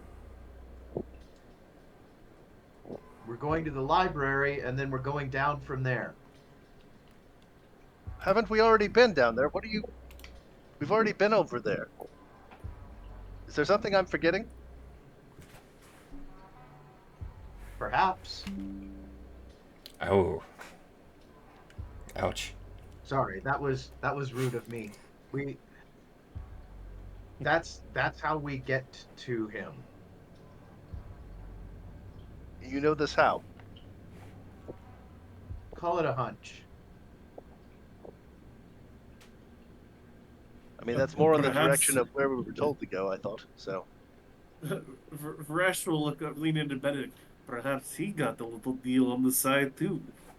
no, I'm thinking the same thing. I mean, it's in no more of a guesswork than climbing up that hole back there, so why not?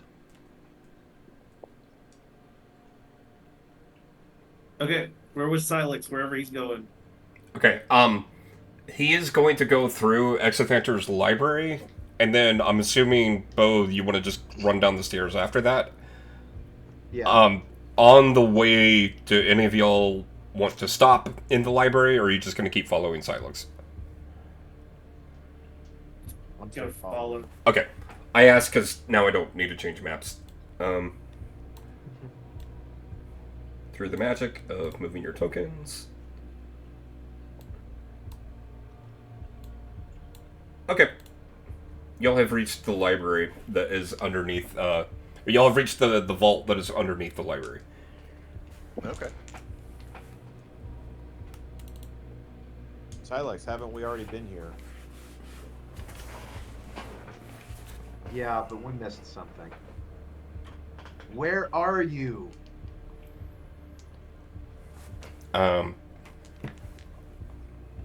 We're here. Telepathically, you hear, "Should I start making circle assault?" Maybe not a bad idea. Oh, I met- I don't know if that was to me. I messaged you, Bo.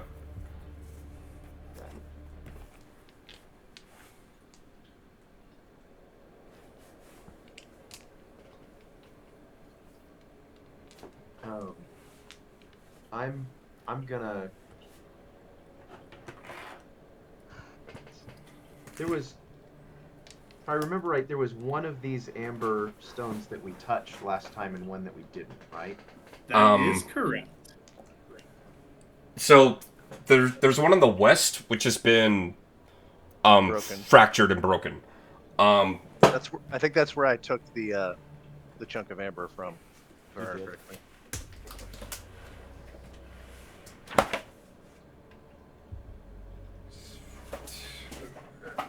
Let's see.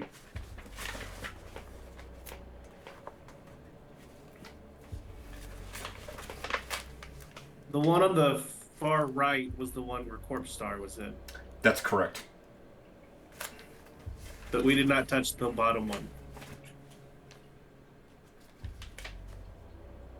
Also correct.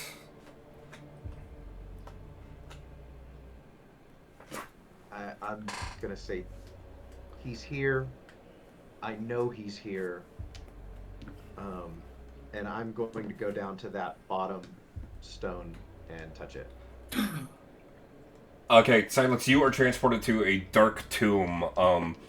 The walls are lined with twisted engravings of profane arcane rites. Things that you recognize to be extremely sacrilegious. There's a pair of pedestals carved from powder white bones of something huge. You don't quite know what. On one of them is a grimoire bound in human skin. On the other is a metal box with hundreds of intertwining concentric arcane symbols. Between these pedestals is standing a towering undead person, whose flesh is decayed and shriveled. So all the features are twisted and sunken and sagging. There are 6 red circles carved into the flesh of his scalp, like a crown around his head, and his eyes have his eye sockets have this kind of crimson glowing crown. On a loop of platinum chain links around its neck, it's wearing a simple amulet of platinum with a purple gem at the center. I am Tenebrous. I would give you the same that we offered, except that you can be a lich.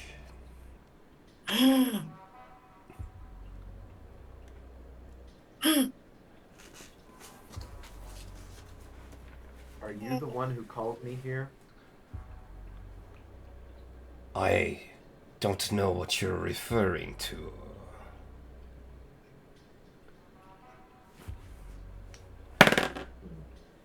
Still might be handy.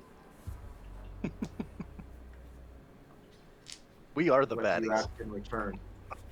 What? What do you ask in return? We're not some merchants peddling our wares.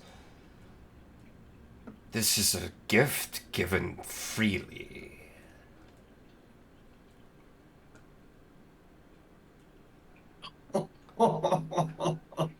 Curious that it is the one of already undead who comes to me.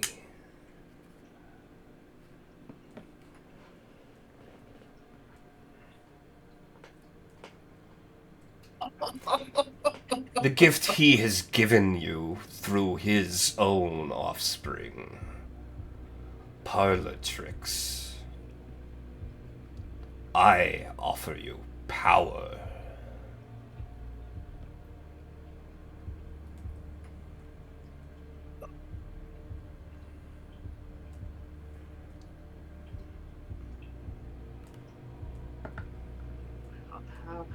How is that gonna work? He briefly describes the mechanics of becoming a lich. How was that? I mean, am I going to have to start collecting souls?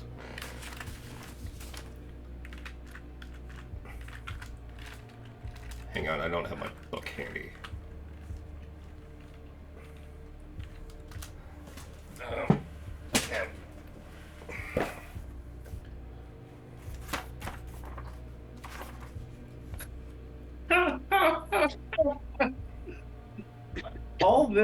Everything we've done pales in comparison to this. I love it. I'm really conflicted on this one. Yeah.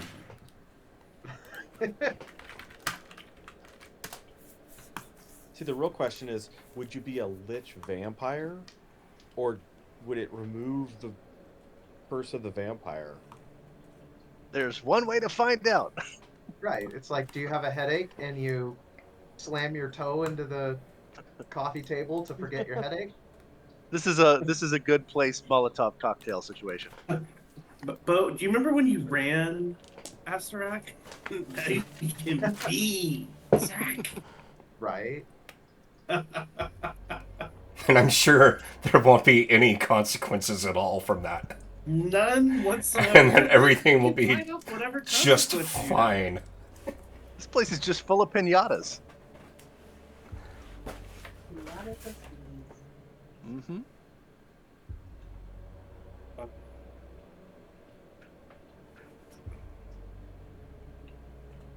What I'm trying to understand is, does that completely change my character mechanics? Yes. have. That's a big yes. Like, I'm not like Bard level 5, Fighter level 7, Lich level 1. I have not Hey. done that much work on this, and will not be doing that much work on this. I'm multi-classing to Lich. We cured vampirism. Like, easy peasy lemon squeezy. We found the cure to vampirism.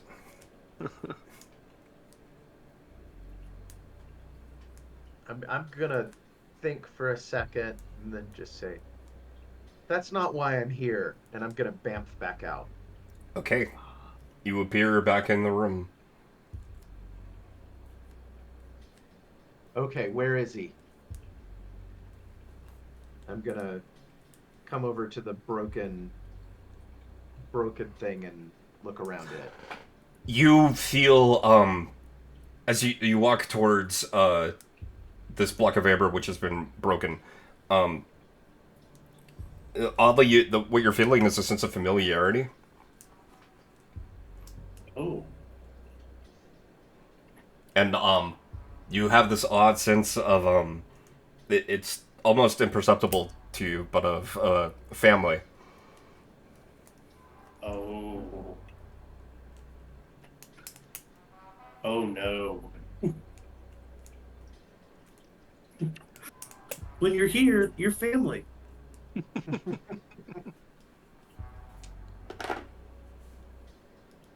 Okay. It's an Olive Garden.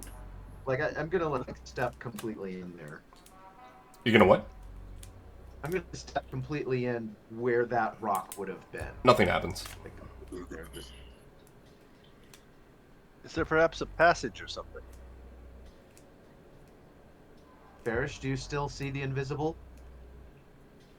I always have my mind eyes open. You don't see anything, that the rest of them don't. It is I very wanna still in this room. like check the wall around me. You don't find anything.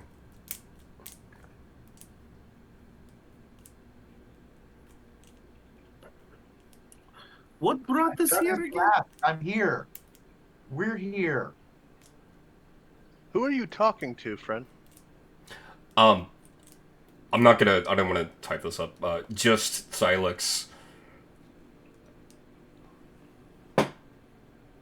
The others think they're here to contain me, don't they?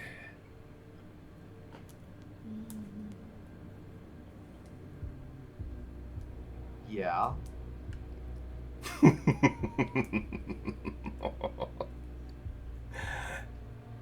They can try.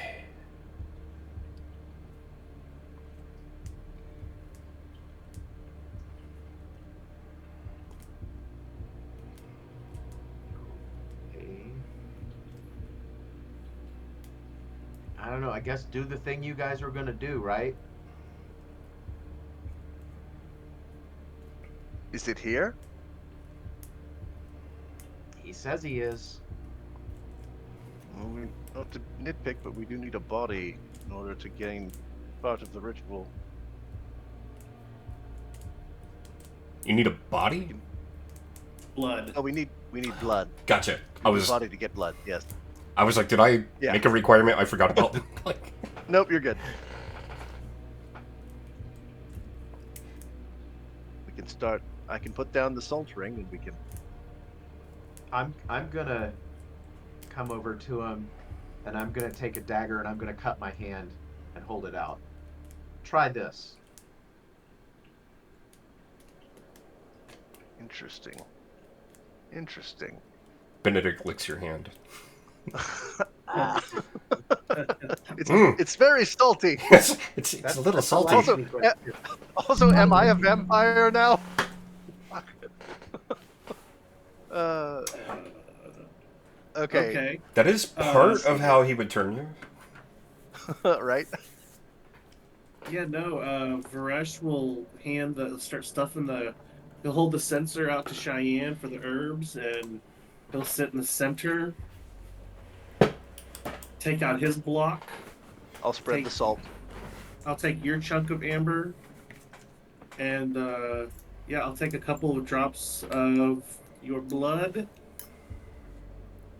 We And need to circle We need to circle and chant the one we're trying to summon's name while swinging the censer, the burning censer. You place the blood on the emperor and speak the name of a powerful entity. In this, yeah, and I'll be in the center. All right. So, All right. how are we doing this? Big circle in the center. What are we putting in the center? No. The herbs need to be in the censer in the circle. Sorry, I misheard him. I thought he said censer. Yeah. The chunks That's of gonna get amber. confusing. Yeah, the chunks of amber and the blood. So, are you picking up the chunks from what used to be over there? Yeah, well, yeah. Earlier, Benedict gave me the chunk that he had taken from that pile. But yeah, if it looks like we need a few more, I might take the bigger one. Okay. The biggest chunk over there. I'm gonna not make. Go ahead, David. I was gonna say, I think you put the blood on the piece of amber you're trying to bind it in. Jason, I don't know if we're clear on whether that's the piece of amber, if that's supposed to be the piece of amber from outside the temple, or like a sec, because we have two pieces of amber right now. You were essentially making a block of amber to seal this thing in, and one of the components of that needs to be amber from outside the temple, which you have. Okay. And it needs to have blood added to it. Okay. So I'm gonna say that y'all managed to correctly read the ritual and form as best as you can a block of amber out of the pieces that you have. It's like us trying to put together like a piece of IKEA furniture. We're just like, wait. It is. Oh, written in Swedish. Jason's I'm like, about- fuck you, I'm that's about not to- funny. I'm about to bring a screwdriver. We just have the tiny little Allen wrench. So Silex has an open wound. What are we doing with that? I will take his blood and put it in the center of the circle. Okay. And what is everyone else doing now? I put down I'm the salt. preparing the sensor. Yeah. Okay. If he's swinging, then I'm following and walking the perimeter with everybody. Okay, there's a sweet smell of a chamomile tea, permeating the this kind of disgusting, mildewy smell that's been permeating the room. So it's not quite pleasant, but it's a little less awful.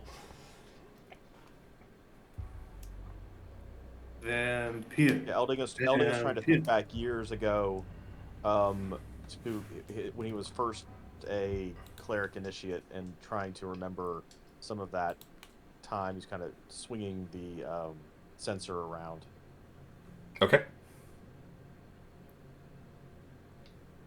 Varesh in the Benedict is center rem- just He went to Durham for vampire, training. vampire.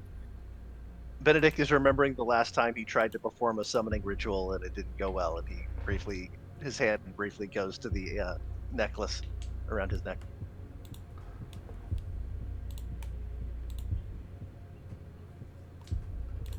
Okay, y'all get everything set up for this ritual, and who is actually going to be the summoner at the center? Okay. Varesh. Varesh is at the center of this circle that you've made, and you're following the ritual with those of you who are chanting are walking over the perimeter, chanting the name of this vestige that's been cast out of the mages who used to live here. You hear all of a sudden, this isn't psychic, this is an actual voice that you hear echoing in the chamber of this just unnerving, deep laughter. I know why you have come. He is my child. He is mine to torment. I will not let you destroy him. You bring me such pain. I will delight in feeding on your despair. The room has transformed, and in the middle is this massive entity. I'm gonna make that bigger. just so y'all can see it for a minute. Ooh. Oh, that's cool. It is this horrific, eldritch blend of decaying flesh and blood.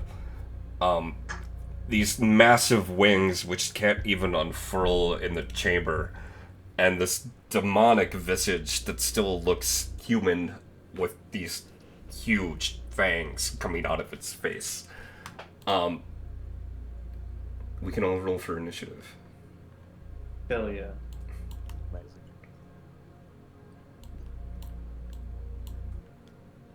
Give me a second to get the thing set up.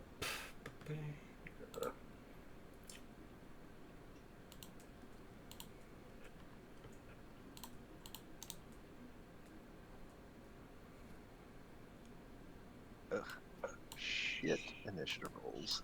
I went up 1 from last time. Now I'm at a 5. Give me a second. I'm still working on something. Oh, sorry. Um, Sorry.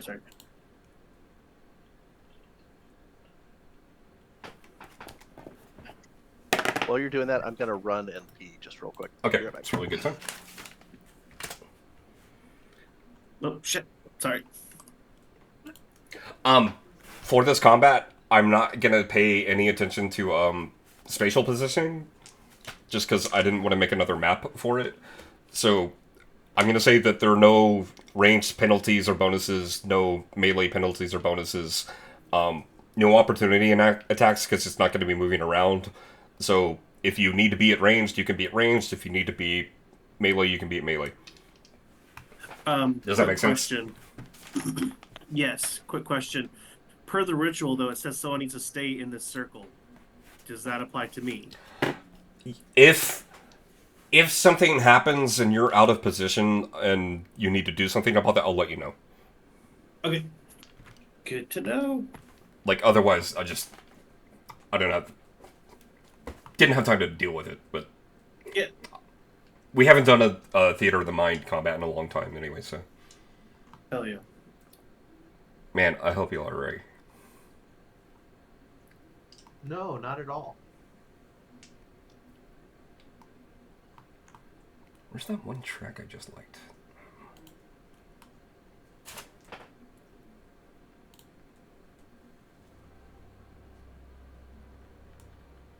Yeah.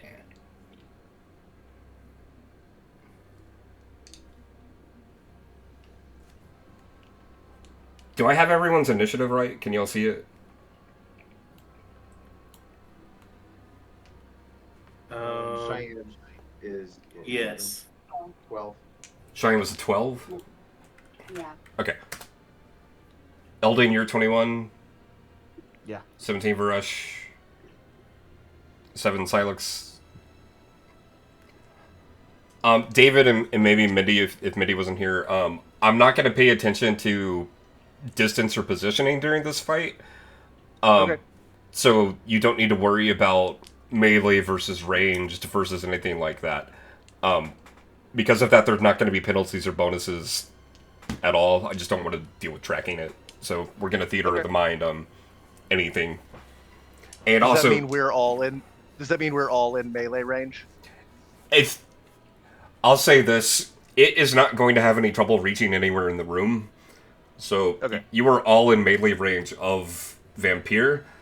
If you need to not be in melee range for your purposes, that's fine. But Got it. he will be able to hit you anywhere. Got it.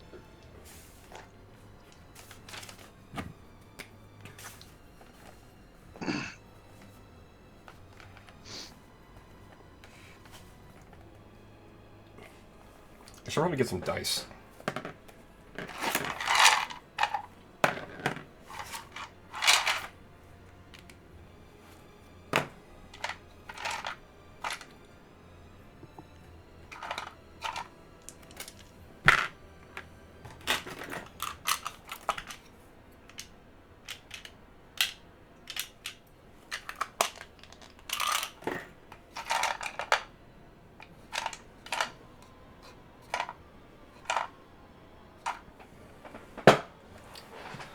Oh, I've been waiting so long for this fight.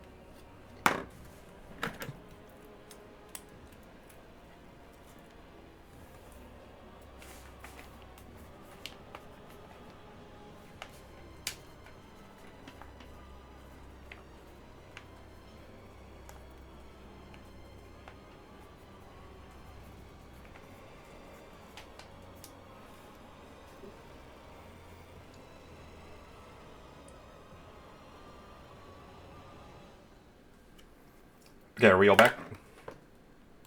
Yes. Yep. Elding, you're up first. Okay. I'm gonna come out swinging here. Okay, I'm going to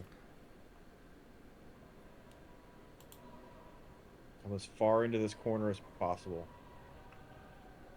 Because the goal here is to not be within 30 feet of Silex. But I'm still within 30 feet of this dude. And I'm going to channel my divinity and turn undead. It needs to make a wisdom save of 15.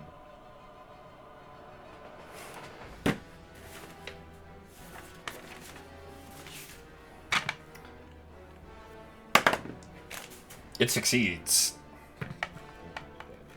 Let's see if the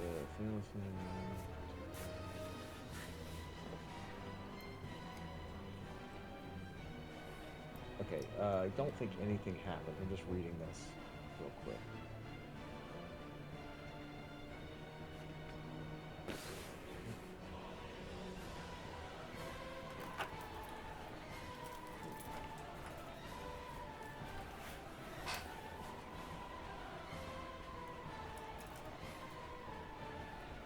Yeah, nothing happens.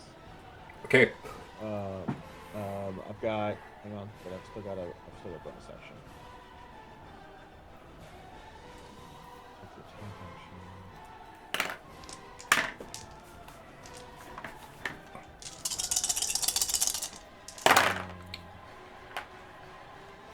Okay, so then I'm going to use my bonus action and expend a key point and take the dodge action.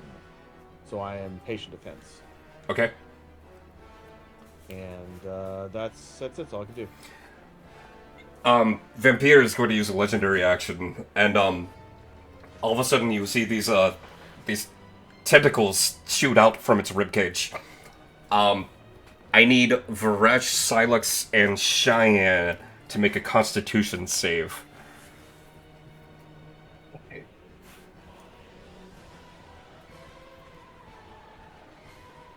Can I use my inspiration for this? Yes.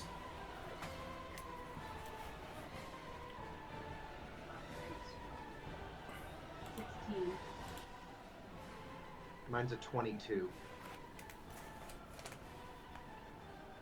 Mine's a 20. That's natural 20 for 25. Cheyenne, you are going to take 22 damage. And y'all see what appears to be blood rolling out of Cheyenne's side through this tentacle and into Vampire. The other two, y'all made the save, you're fine. It's gonna be Varesh, then Cheyenne.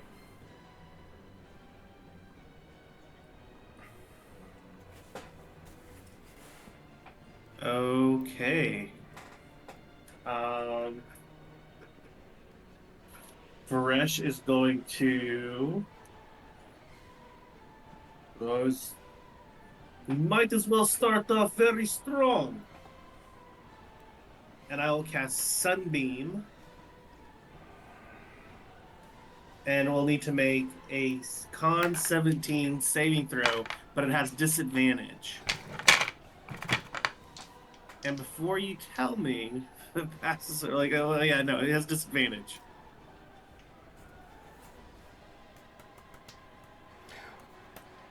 So are you going to use divination here? No, it has disadvantage. Sunbeam, the nature of Sunbeam, undead have disadvantage on the spell. Well, no, I'm just asking. You said something before I told you the result.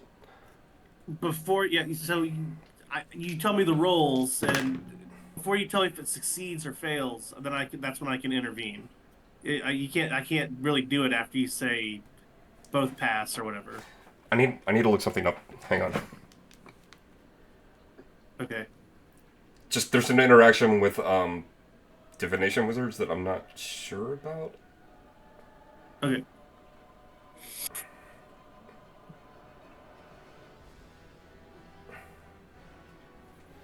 This is like magic back in the day of learning like when interrupts versus instances took place. No, so like the way the portent reads is basically you're like I rolled a 19 and I rolled a 17, and whether I know if like and you might have bonuses out the wazoo. Okay, so I have to tell you the numbers first. Yes. Okay, it rolled a 7 and a 1. Okay. Oh, I'm sorry. Sorry, What was the save? The save is a 17. No, I mean what stat? It's a con. Okay, it's a 9 and a 3. Okay, then yeah, I'm not gonna burn my portent on that. Okay. All right, that's 68, and I need a concentration marker for me. Is this a save or suck spell? Pardon? What happens if he makes the save? He'll take half damage. Okay, it's gonna use a legendary reaction and make the save. Okay. Perfect. All right, so it's going to be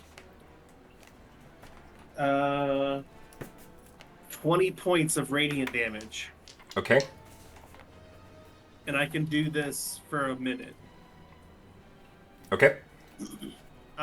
Did the radiant damage seem to affect it like a little bit more or not? No.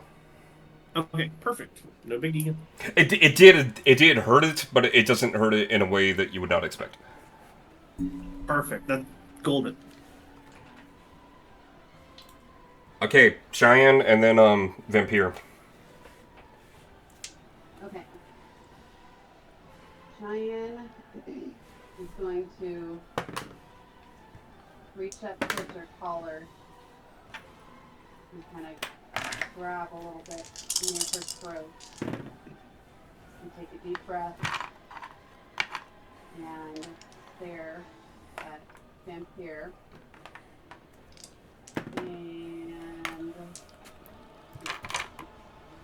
And Vampire and Silex need to make wisdom saving throws.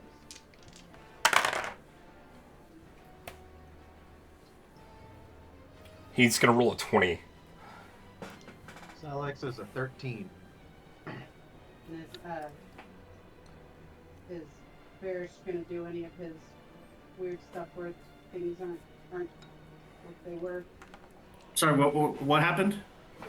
Oh, that I have Vampire and Silex both have to roll saving throws, wisdom saving throws. Vampire rolled a 20 and Silex rolled a 13, and I was asking if you were doing. Oh yeah, no, he rolled a 1. Vampire did? Yeah. Okay. So then both Silex and Vampire failed. And you are paralyzed for 1 minute. You repeat the saving throw at the end of your turn.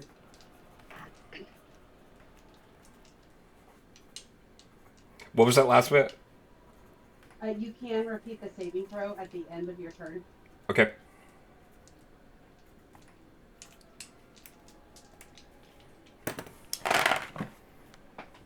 So, was that the end of your turn?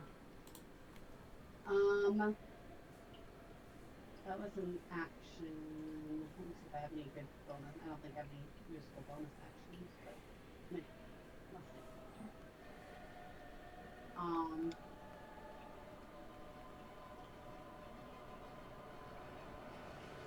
see. Yeah, no, that's it.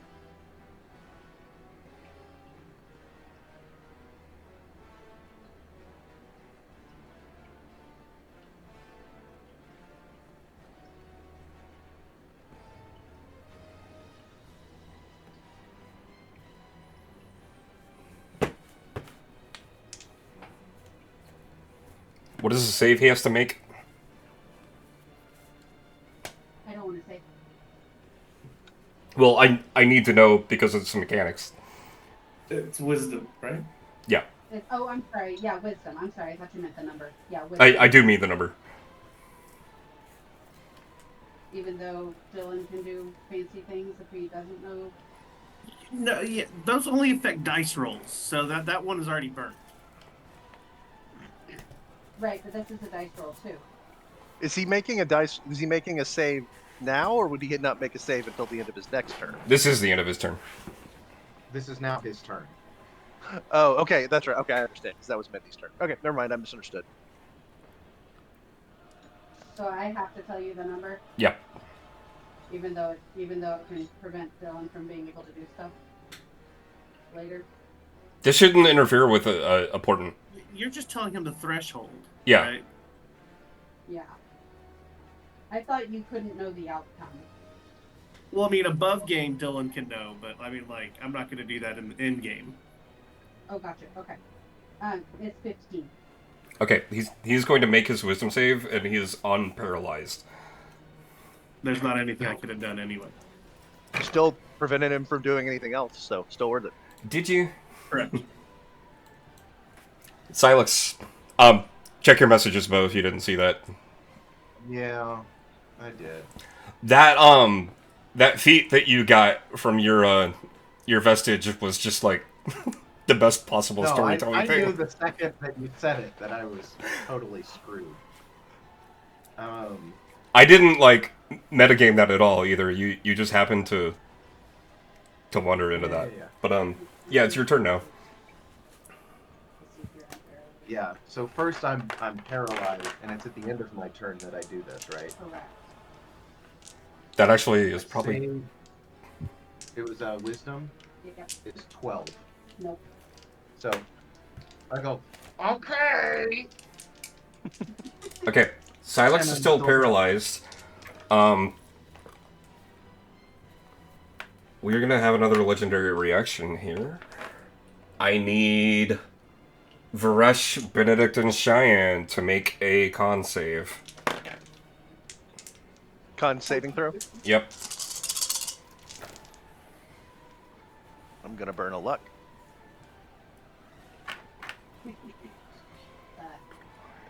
I am also going to burn a luck. 17. I got an 18. Ugh. Nope. 7. Okay, once again, you see these tendrils shooting out of the ribcage of this entity in front of you. They kind of hone through the room looking for targets, and each of you feels this thing enter right under your throat. I already just added this up and I forgot what the result was. Does that include Silex? Who did I say it was hitting? It was Benedict, Cheyenne, and Varesh, not you. Oh, I thought you said everybody. No, well, all of those three. Each of you is going to take 45 damage. Ding dang. It'll be Benedict and Elding.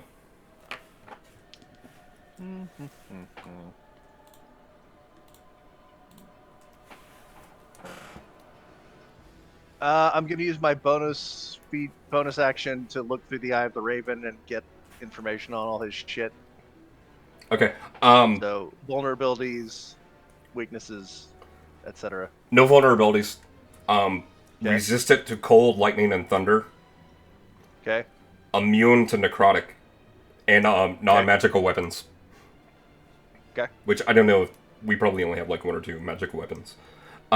It cannot be exhausted, frightened, grappled, paralyzed, petrified, prone, restrained, or stunned. So basically Those things. Yeah.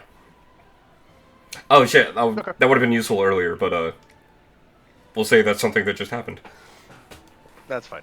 He just remembered. Yeah. Okay. He forgot. It's been a while since he had to fight anything.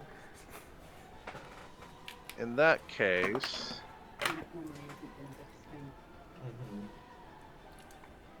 let's see.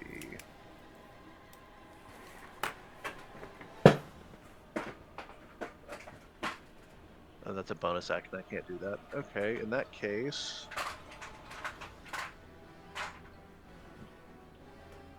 I'm sorry, you said lightning was on that list of stuff he's resistant to. He's correct? resistant to cold, lightning, and thunder. He's immune to necrotic, but Yeah, I got also that he's part. immune to non-magical weapons. Got it. That limits my options.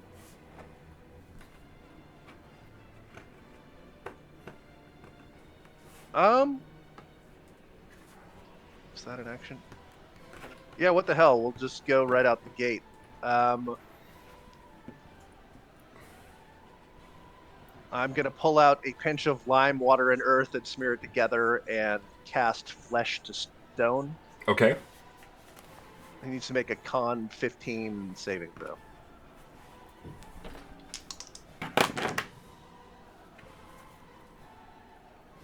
It's gonna make it.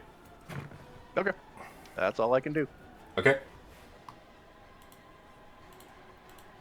Elding the Varesh. Yep, a second here. Okay. From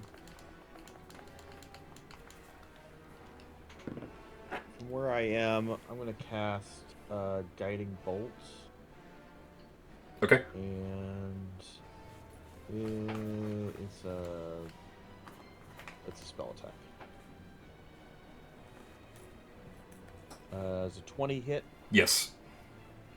All right.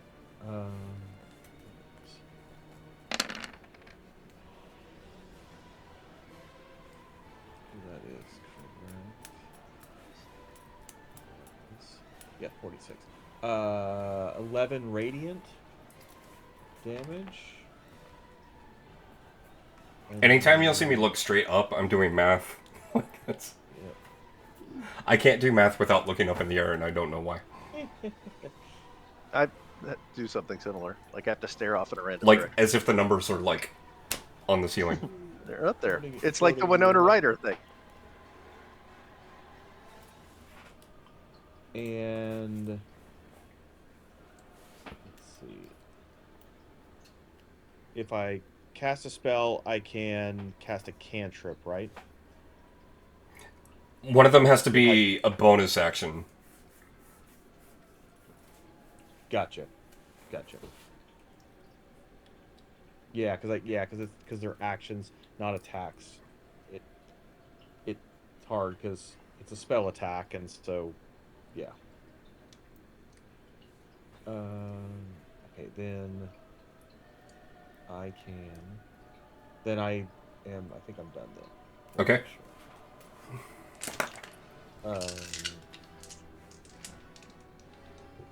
Yeah, because I don't take the attack. Yada.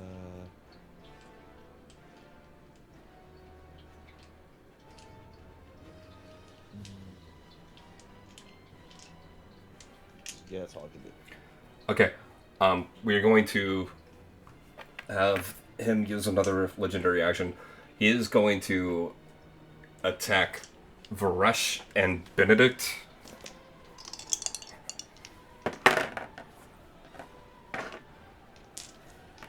Benedict, what's your AC? 16. And Varesh? I think 14. Okay. These are both gonna hit.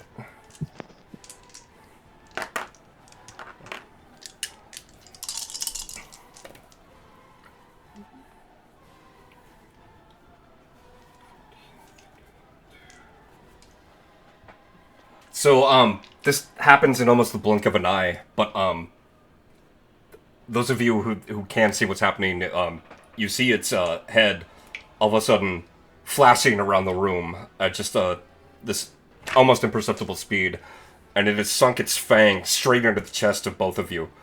And, both of you are gonna take 42 damage. I'm All right, dead. I'm dead.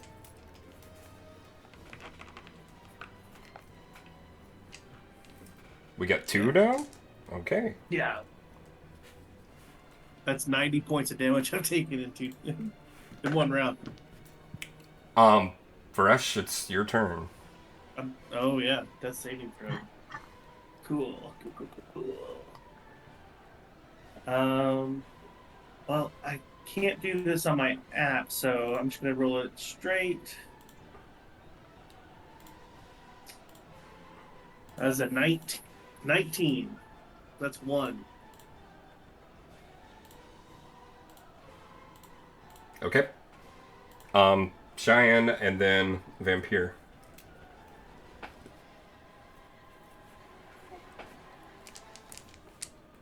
Um,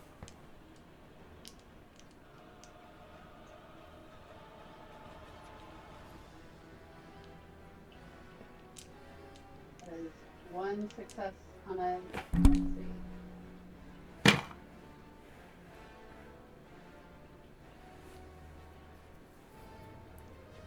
Let's see. That's it. I'm down 2, so 1 success. On a It didn't bite you. No, the round before. Oh, I didn't know you were down. Yeah, I've been down. My bad. We didn't know that. I missed that completely. Okay. I would have done what I had done.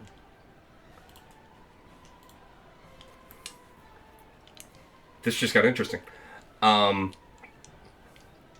I'm the only one still up. Silex is up. Yeah. Let's keep looking frozen thanks to Cheyenne. Silex is paralyzed. Actually, wait. Am I now unparalyzed now that Cheyenne is down? Is it a concentration effect? No, it's an expenditure of the. I don't think it is. Hold on. Is it your monk ability? No, I don't have any. It's the Ravenkind symbol of Ravenkind. Yeah, I'm gonna say you're still paralyzed then. Okay, so this thing is Otis. This thing is gonna honestly, turn I its- hope I am. it's gonna turn its attention to Elding, and you see its wings all of a sudden unfurl, and there's these long spikes at either end of the wing, and it's gonna try to stab you with those. Okay. It's gonna miss with both attacks. Shockingly, yeah, it just misses, and you see both of these Well, spikes. I'm tucked in this corner, like, you know. Just they kind of cross in front of your face, and you realize that could have been bad, but you're fine. Silex? That's a 3 for my wisdom save. Okay, Benedict.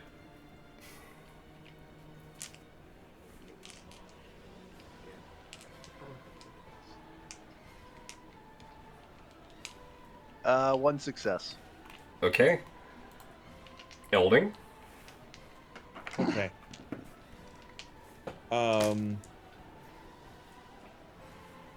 Okay, here we go.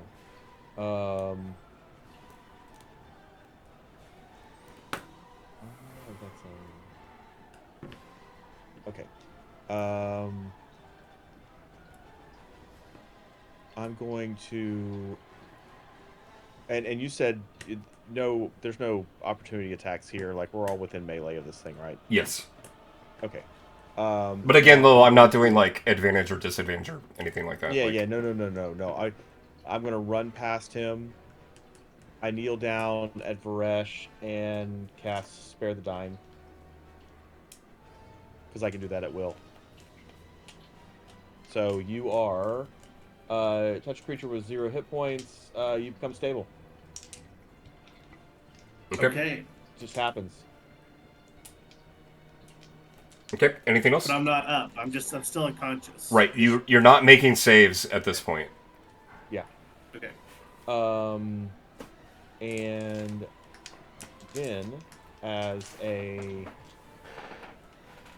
bonus action, because that's a cantrip action, as a bonus action, I'm going to cast Healing Word on you.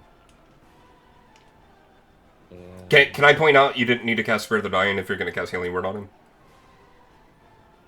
Oh, good call. So, like, just give yourself that spell slot back. It's a cantrip at will. Oh, it doesn't matter. It doesn't matter then.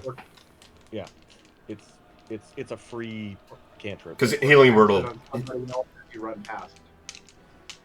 Jason, I sent you something mildly important. Gotcha. So just so I've got that. Yeah, because I'm not a very good spellcaster.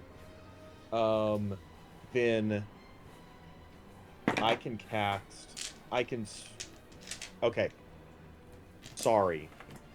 Then I'm going to do the opposite. I'm going to spare the dying on Cheyenne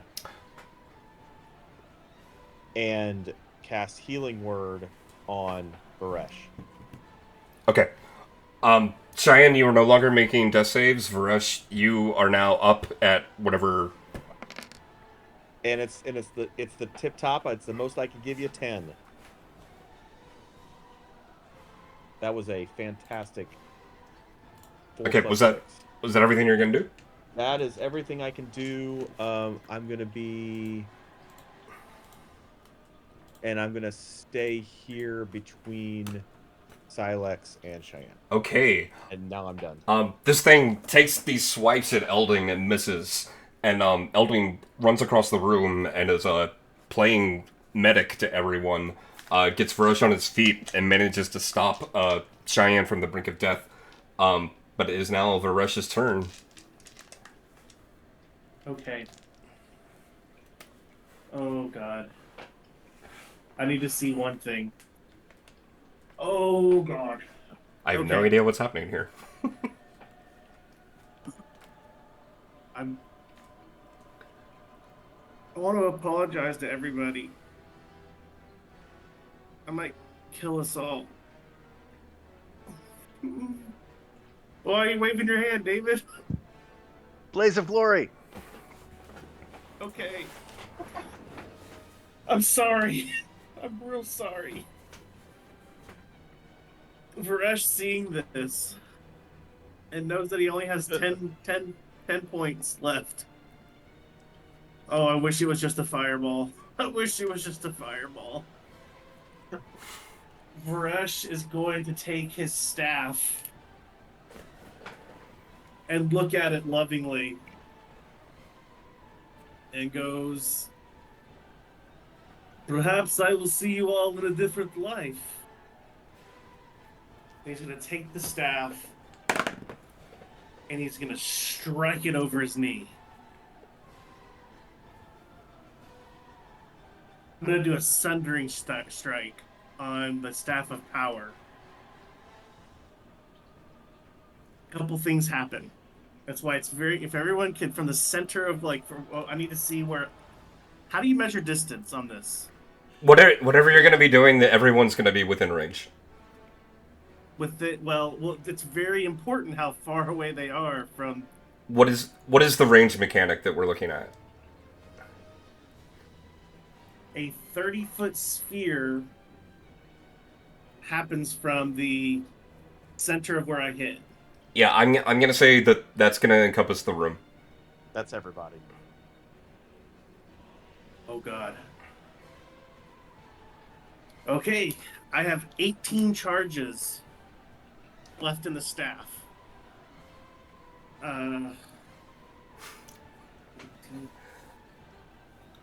Might even hit the golem. Times Oh yeah, look, 6. it's gonna hit the golem. Sure, why not? The golem is 30 feet away from you. Okay, I need everyone to make a DC 17 saving throw. What kind? For what? Dex. I'm unconscious, so I I fail. automatically fail. Yeah, and if I'm just stabilized but on the ground, but I'm like I can't do anything, right? No. Well, actually, you know what? I'm gonna say Cheyenne can try it. For the hell of it. So the creature I don't think is going to be able to, because it's outside the point of origin, and I'm striking it. I'm like up bottom, right? Wait, say that again? Never mind. No, it's fine. Yeah. Everyone needs to make a DC 17 saving throw. Okay. I save. Pardon? I saved. Okay. Well. Oh god. 18 times 16 is 288 points of force damage. And here's the interesting part. Wait, is As it? I hit it, Yeah, go ahead. Go ahead. Keep going. a portal opens up across my knee, and there's a 50-50 chance I get teleported to a random plane of existence. So Let me handle this like piecewise. That explosion, who failed the save? Silent. Because I can't do anything. Elding, I'm you made it? unconscious. I made the save. What about Cheyenne?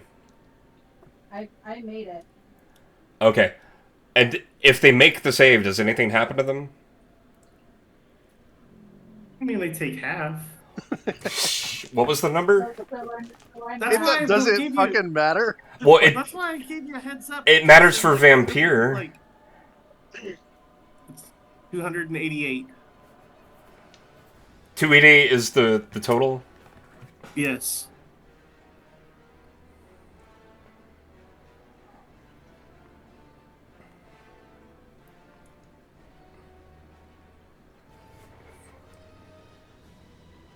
I'm sorry.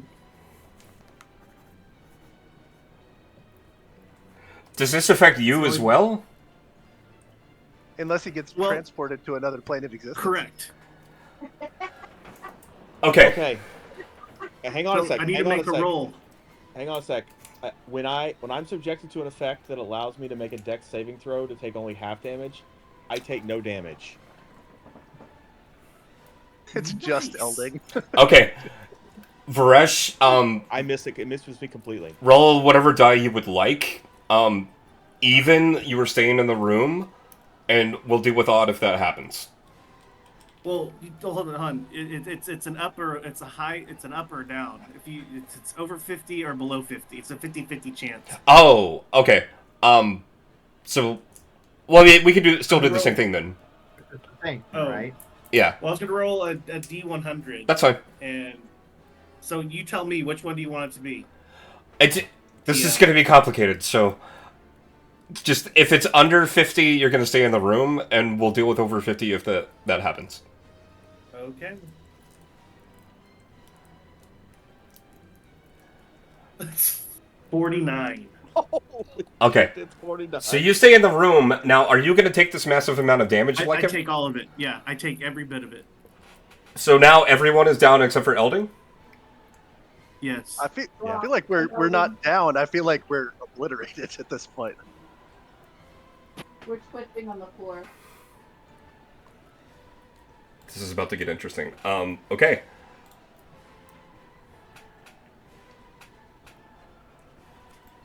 So, Vampire, was not expecting this, because I was not expecting this. And, what does this blast look like, Dylan? I would say in the theme of Varesh wanting to just worship his god, he's gonna fashion it to where it looks like a crystal ball with giant chunks of red and green and blue, chunks of stone, but they're not gonna be stone, they're gonna be light. And it's gonna just focus, and it's gonna be this giant flash. It's gonna condense, and it's gonna start to shake until it looks like the crystal ball is complete. And once it completes, all the different color lights splay out, and it's like an explosion. So, the rest of y'all aren't going to get to see this because you're dead. But, Elding, you see Vampire just kind of quickly fold its wings together to try and protect itself, but it's futile. And this blast kind of knocks it to the side, and it just screams. And this is frightening to your core, this sound coming out of this thing's mouth. But it is now going to assess the situation. It is going to turn to you, Elding.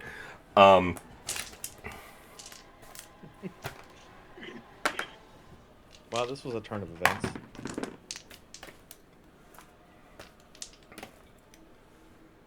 Okay, that is...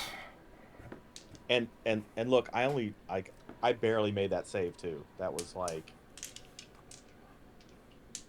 it was crazy.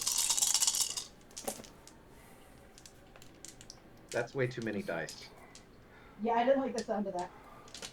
You're going to take 21 piercing damage from this thing biting you. Oh no, 20 piercing damage. All right. Great. How much damage was that, Dylan, that this thing did? 288. So we're past death saves then. Yes. Okay. Elding, it's your turn. All right. That was crazy. Can I officially do the most damage we've ever done? I think you just did, like, I think you just did. I know that's and what I'm not by a small amount. Like, Yeah, I think that. what was it, pretty like much- 3,600? That was crazy. Okay. I think Solarn did like half that in Tomb of Annihilation. And So it this was- thing is like on its. So this thing is like collapsed on its side. Whatever. I mean, it's looking pretty bad. No, it got hurt by this, but it's still standing in the middle of the room. Yeah, that's what I thought. Oh, we were fucked. That's all right. I'm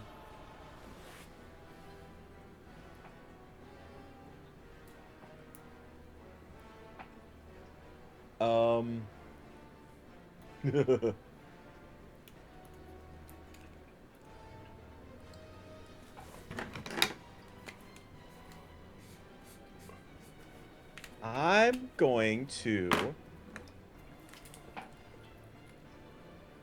I'm gonna see if it'll chase me.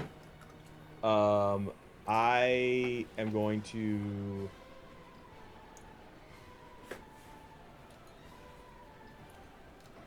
I'm gonna dash up the stairs.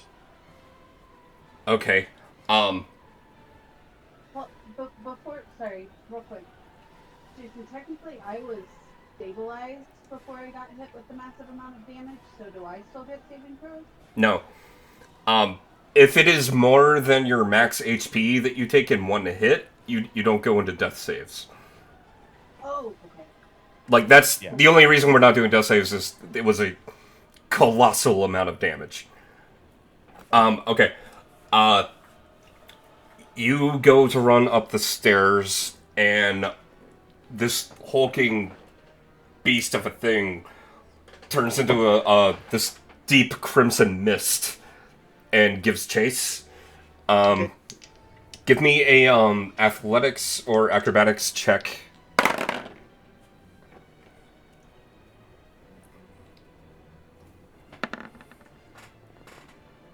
18. It rolled a 26. Okay. This mist has you grappled. Okay. Let me make sure I don't have any kind of thing with that. With monks, I might actually have a thing.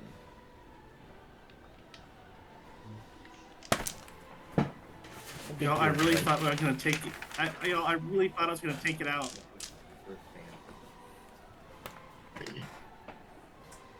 It's all good.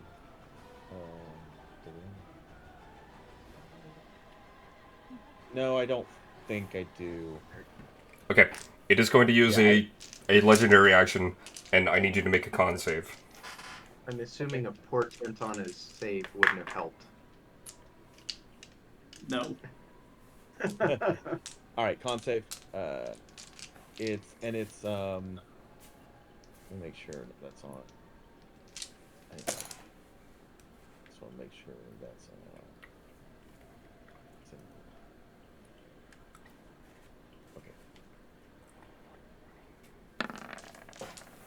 17.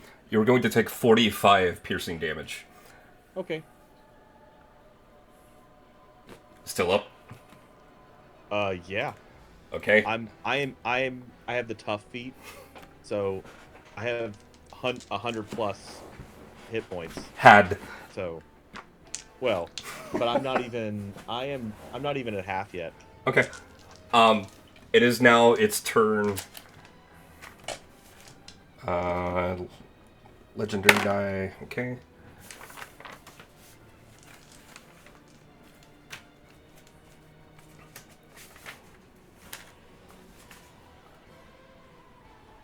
I need you to make a charisma save.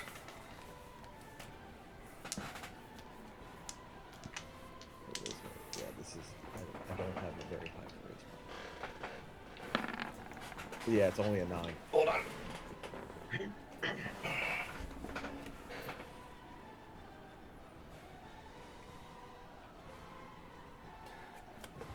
Yeah, Vampire has charmed you.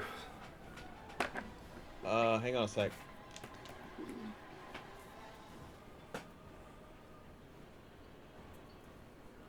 I think I have a thing.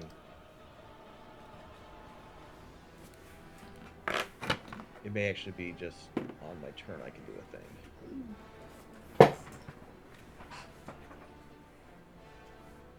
Sorry, we have so much stuff here.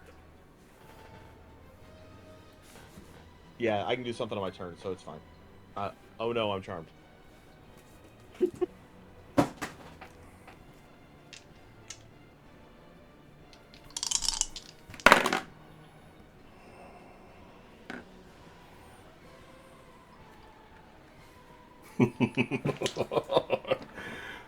This one has some cheek.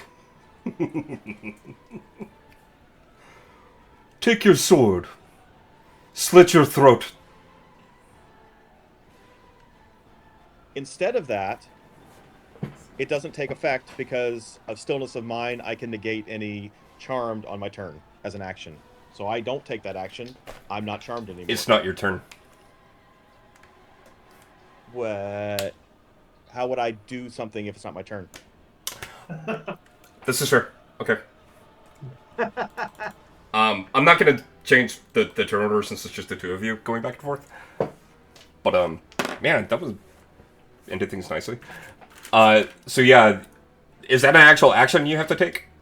It's my action. Yeah, my action is to become uncharmed. It says you can use an action to end one effect on yourself that is causing you to be charmed or frightened. Okay. You use your action to uncharm yourself. Yes. Curious. And I don't have a sword, so He would have given you one. Anyways, bonus action because you're still restrained. yeah, that's fine. Technically, yeah, I can do something with my bonus action. Let me see what I have. Or, technically, you're grappled, but Yeah.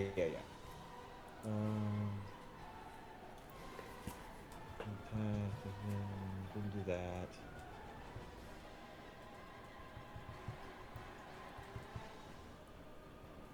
So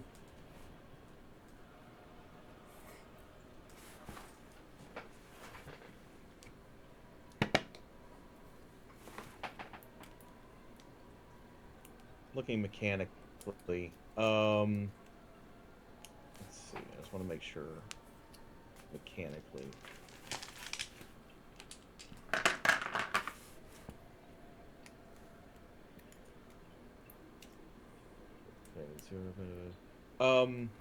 How does disengagement work when I'm grappled? Does it happen? I don't know enough about it. you would have to use an action to get out of the grapple. Gotcha. But you're only grappled, not restrained, so it's essentially just holding you there. It's not otherwise doing anything. All right. So, but I actually, because I used my action to uncharm myself. Yeah, so you can basically only use a bonus action or a free action. Yeah. So if you have like a bonus action to heal or some kind of attack bonus action or something like that, you can. Yeah. Okay. Here's what I'm gonna do. So I'm gonna cast Shield of Faith on myself, Okay. and which is a bonus action, and my AC goes up 2. So now my AC is 19. Okay.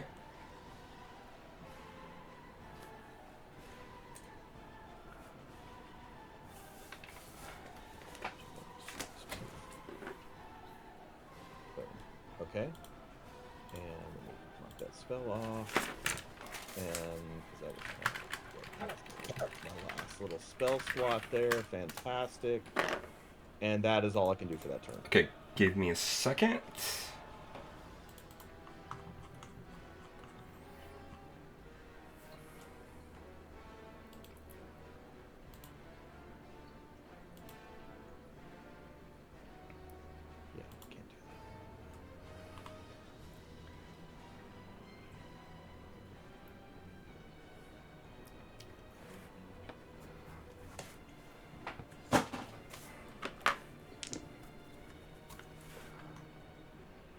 What's your HP at? I'm at 69. Okay. Nice.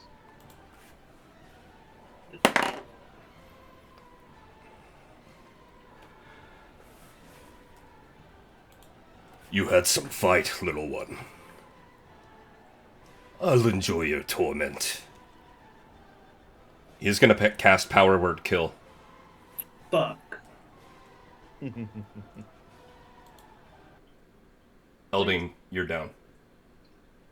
All right. Yeah, I obviously don't have anything to combat that. Now, do I? Varesh, you're on a lake. The water's very still. You can't see the shore in any direction. It's very, very cold. You are in some sort of indescribable pain. What do you feel?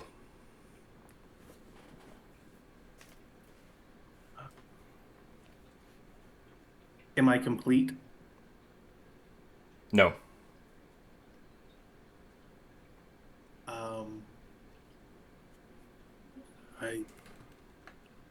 I thought when I died I'd at least be able to be whole. And even though he's going through this excruciating pain, he just starts laughing at just the absurdity of the fight that was. There was no point. It's in that moment he realizes that there's no point. Cheyenne, you're at home in your family's banquet hall. All of your family is there, as well as those that you're familiar with that you grew up around. You have this feeling of belonging and warmth. And then you look up and your parents disappear. One by one, the people in this room just fade out of existence until you're the only one there. What are you feeling?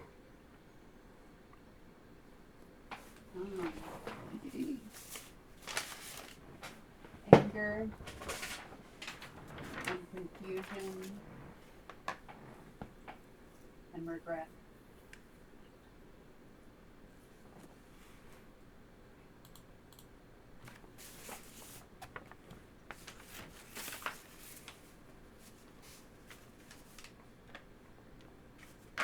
Silex,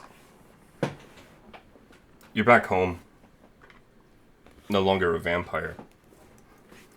The memories of Barovia are somewhat distant.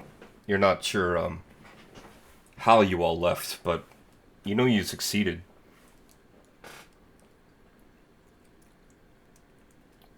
You're back in Faerun, and the local magistrate is hosting an award ceremony for you.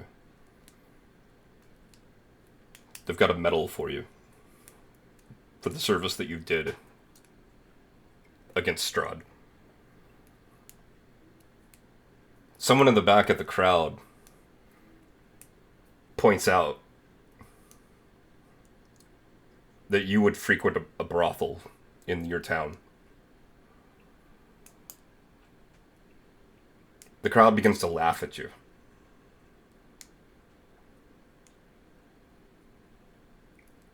Wanting to avoid the situation, you start to run away. The man who had called out that you had been visiting this brothel unleashes some dogs. They begin to chase after you. What are you feeling?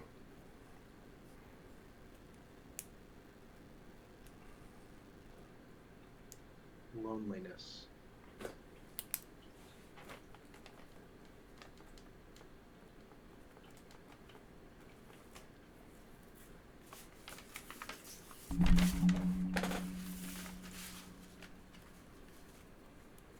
Benedict.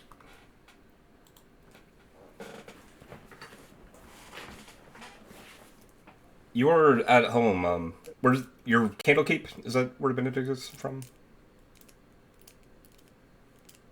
Um, It's not Candlekeep important. is Like, where yeah, I think I'm from Waterdeep. I think I was in Okay. Candlekeep when this started, if I remember correctly. you're at home, in your library, working on some research from a tome off of one of the shelves, and there's a knock on the door. I go answer the door. There's a young girl there. She's got a dark hair pulled back into a messy bun.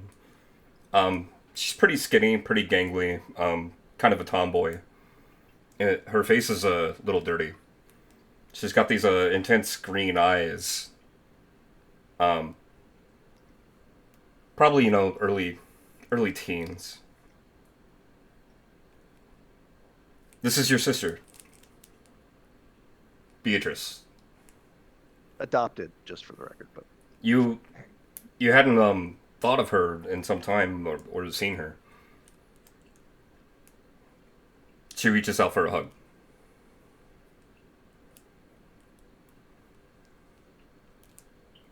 What do you do? can I roll just a random dice roll to decide what I would do in this moment? Yeah, I feel like.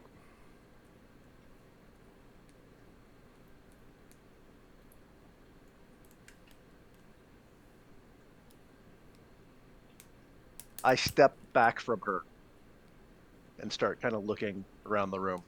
Okay. Something feels wrong, and I don't know why. She has this look of disappointment, and despite this, you feel this warmth and this kind of joy that you have not felt in quite some time, just of being reunited with her. And then all of a sudden, this person standing here in your library, you don't recognize them. Whatever feeling that you would have just moments ago, it's there at the corner of your mind, but you can't quite grasp it. Don't you know who I am? And the answer is no. Mm-hmm. What is Benedict feeling? Confused.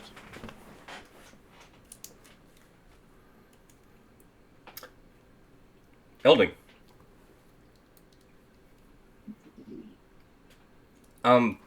You're not sure what happened, but you remember defeating Vampire and Strahd.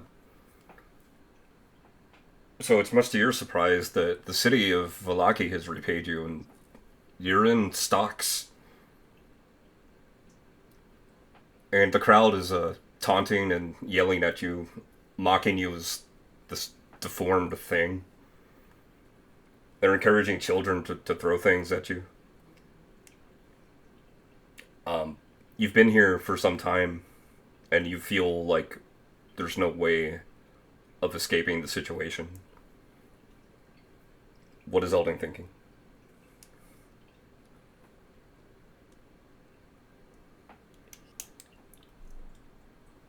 He takes it. He is unbothered's not the right word, but he takes the whatever they give him and just internalizes it. But he doesn't present any outward anger or resentment to the people around him who are abusing him. Okay. Varesh. You were on your boat, and actually all of you, in your current situations, you hear this voice, this laughing, mocking, horrible voice. I will feast in your torment. For all eternity. You belong to me now. Varesh, you were back in your boat, and you hear this voice. What is Varesh thinking?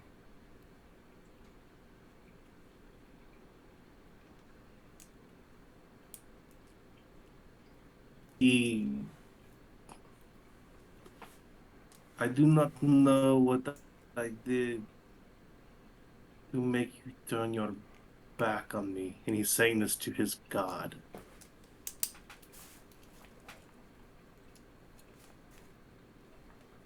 Clearly, whatever it was so great that you have abandoned me. And he just slumps his shoulders over. He thinks back to all the time he's had in Ravenloft and how the sacrifice that he made was. I didn't realize how powerful it was going to be, but he did it to give Ravenloft a chance. Whoever survived a chance. And it still wasn't good enough for whatever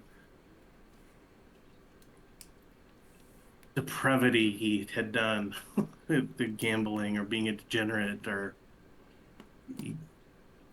it just every sin weighs on him, and he just slumps over, just ready. You feel a hand on your shoulder, and this is a surprisingly pleasant feeling. And you turn to look, but you don't see anyone.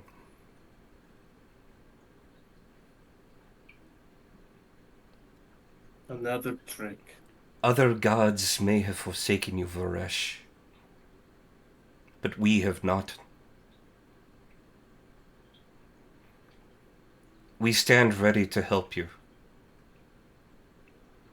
But first, you must help each other.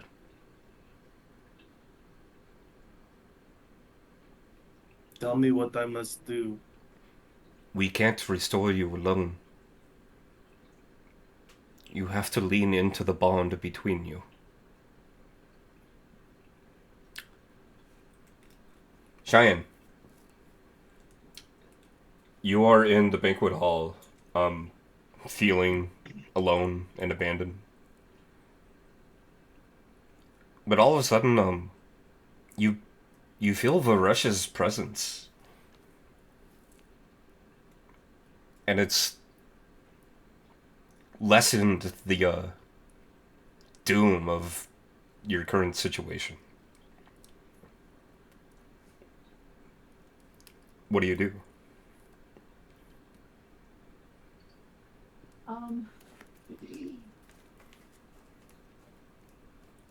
Even with that small little piece of hope being the only like good feeling she has, she's gonna cling to it. Try to find a way to feel more hope.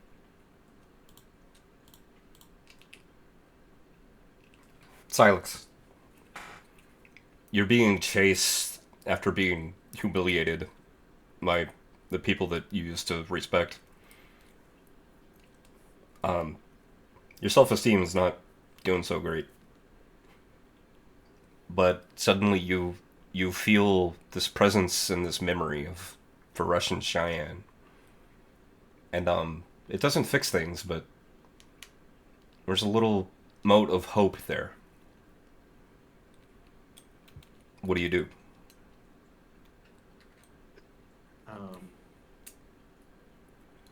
As I'm running, and I'm kind of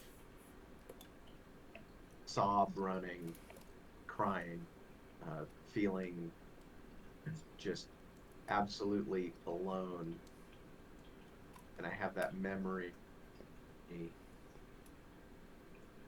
It at the absurdity of they're the only people who really knew me, and appreciating that they knew me and just laughing at the ridiculousness of all of it. Cheyenne and Varesh, you clearly hear Silex laughing. But we'll come back to that. Benedict, you're very confused because there's something familiar about this girl, and like you can tell that she loves you, but you just can't place her. It's disorienting in a way that you're not used to. But as you're trying to figure that out, you feel the presence of Silex, Varesh, and Cheyenne, and you hear this kind of defiant laughter that you recognize as being Silex. What do you do?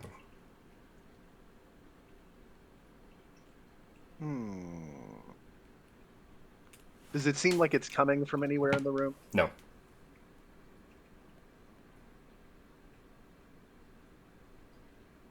I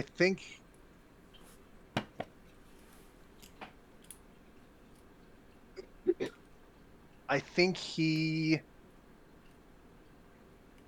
says, "This isn't right. It's not right. None of this."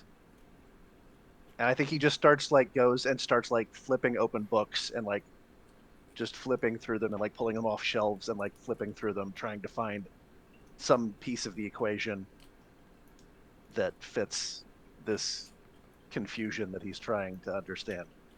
Elding, you're still in the stocks. You're trying to steel yourself as best you can against the hatred and racism of this crowd. And you hear what is clearly Silex with kind of a defiant laugh, and then you hear Benedict saying, "This isn't right." And you can't quite tell where this has come from, but the voices are distinct. What do you do? You know, he seemed to end his what he believes maybe his mortal existence with his stillness, and at that point he can't hear anything else but that noise of the people he's been traveling with. He can't hear the crowd anymore. He has his eye.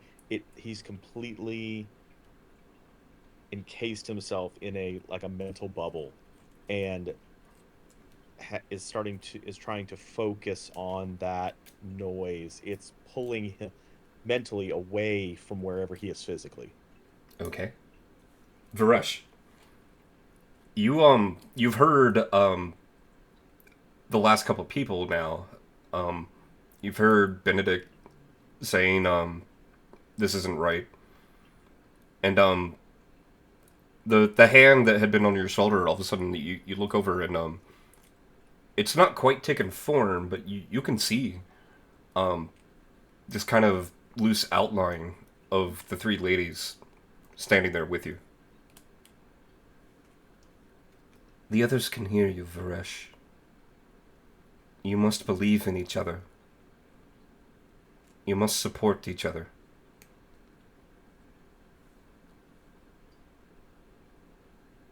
Do you do anything? Yes. I would ask, but for a snippet of power. A simple incantation.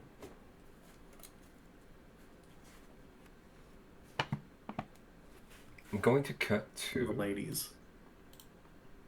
What is it you're trying to do, Varesh? And I will want to cast my telepathic bond, but I'm going to roleplay it out. But here's the thing: whether they say it or not, I'm going to believe it. Okay. Right? Because I would say in this state, I am starting to believe more in myself.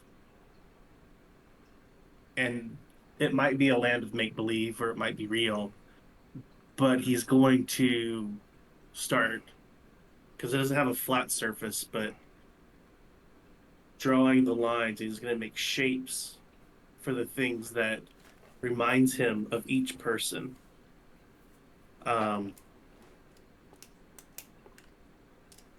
And as he makes these shapes, he pushes them out into the ether. And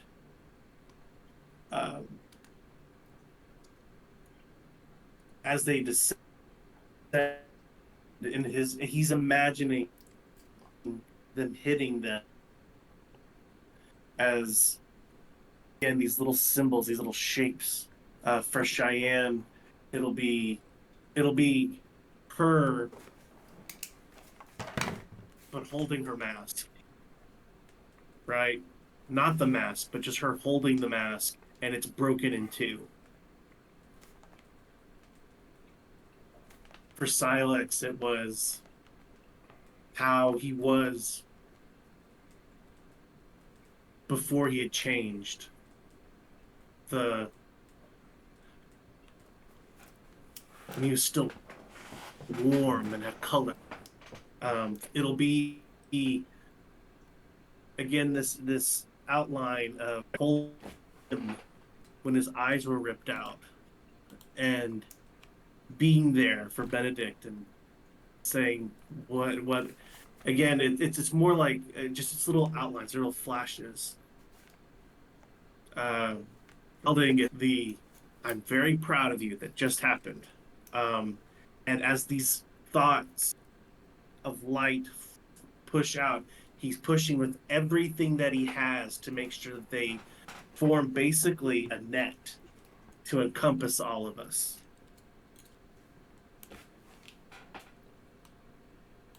Cheyenne, not only have you seen these images projected into your head, you would presume from Varesh, but you heard the lady encouraging him that y'all needed to support each other and believe in each other. Would you like to react? Yes.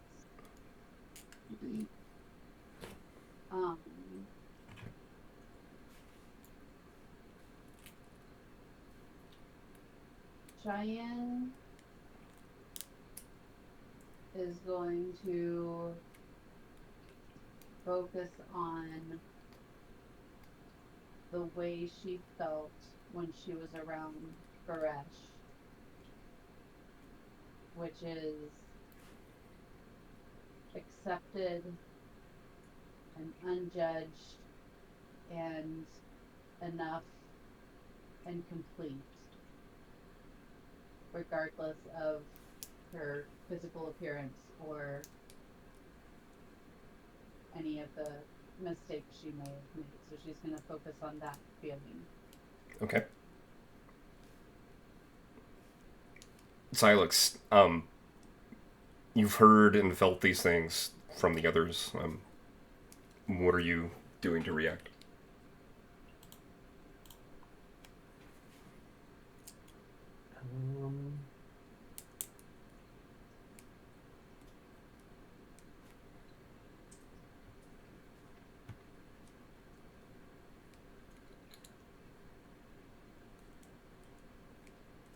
Silex is going to focus on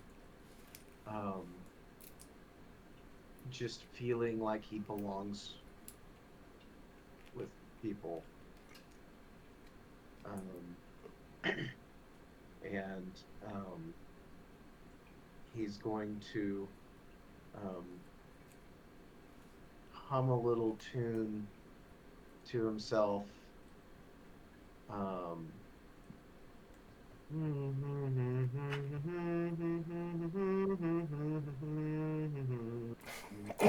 And he's going to cast Bardic Inspiration. Boo!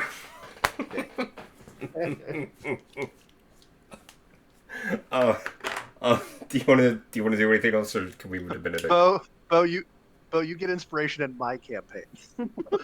You get disinspiration in this one. Do you want to say anything else, or can we move to Benedict? We We can die move to again Benedict. from psychic I'm giving damage. him bardic inspiration for whatever he wants. Benedict, despite your kind of confusion, disorienting, feeling that you should know this woman who's here in your library, like you've heard and felt these things from the others. How do you react? So I'm hearing and kind of feeling this connection to them. Yep. Correct. Mhm. Okay. Can I very slight, Yeah, well, sure. largely keep in the same vein of what I just did. Can I do a performance, like an actual performance, Sure.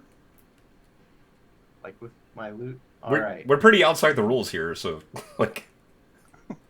Sure. I am going to see. Oh God. Is this sharing? Yeah. Yes. Or Let starting me to? join. Oh wait, do I have to click something? All right. Let me. You have to join. No, I I think. think I do. I think I have to. No. Agree to something. Gosh, what is this? Keep So. scrolling.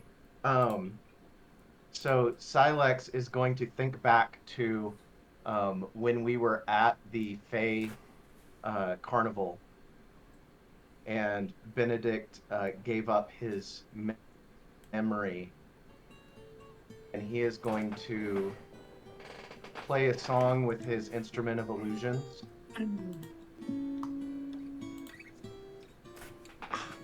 Sound coming through? Yeah. Yes. Yes. What is this? First thing that I'd like to do is to Oh my save God. every day till eternity passes away, just to spend them with you. If I could make days last forever, words could make wishes come true, I'd save every day like a treasure, and then again I would spend them with you. There never seems to be enough time to do the things you want to do once you find them.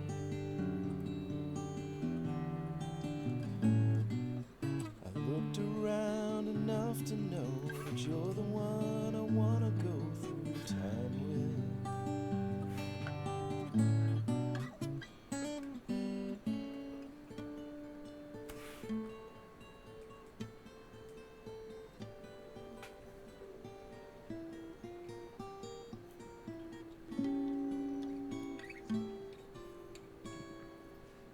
If I had a box just for wishes and dreams that had never come true,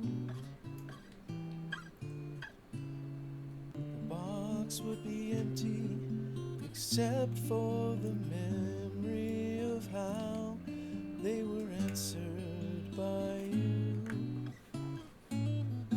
But there never seems to be enough time to do the things you want to do once you find them. I looked around enough to know that you're the one I want to go through time with.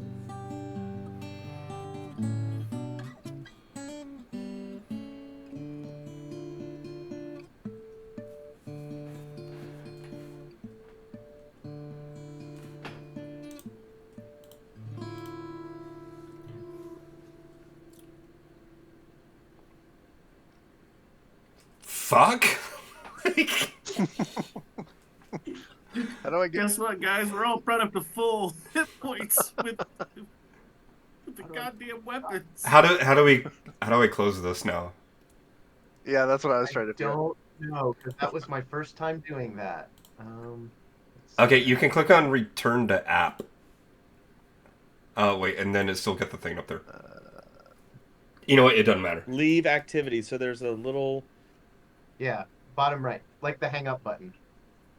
I got you. It doesn't hang you up. Oh, there we go. Okay, cool.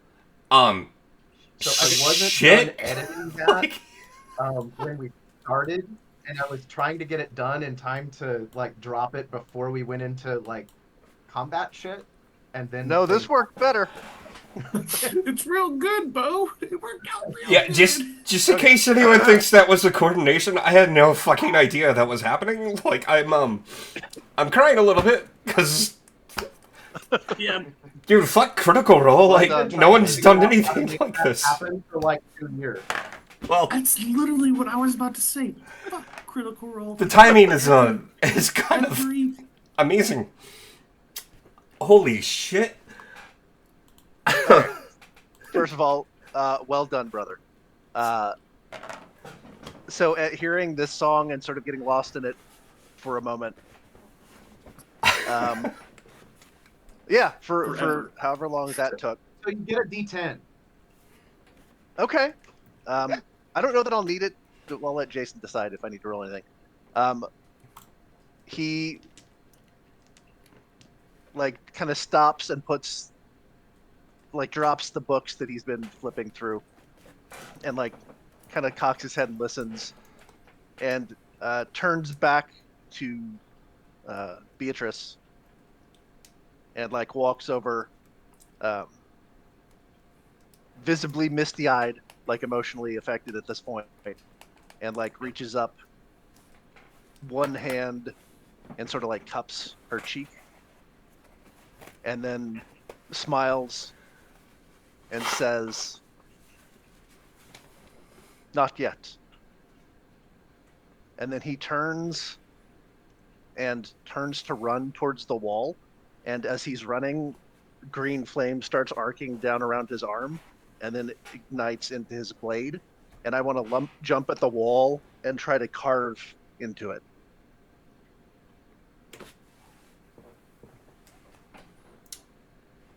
Yeah,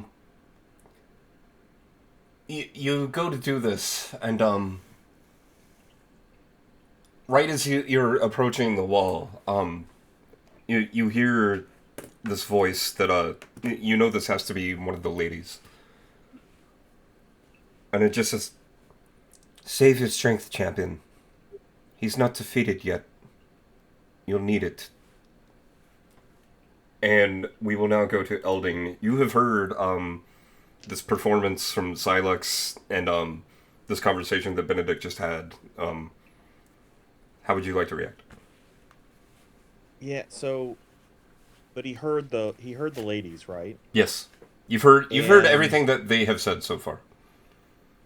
Yeah. So, out of the group, he is actually, he's been touched with the power of the ladies during the time where he was stringing the string together and consecrating that shrine back again.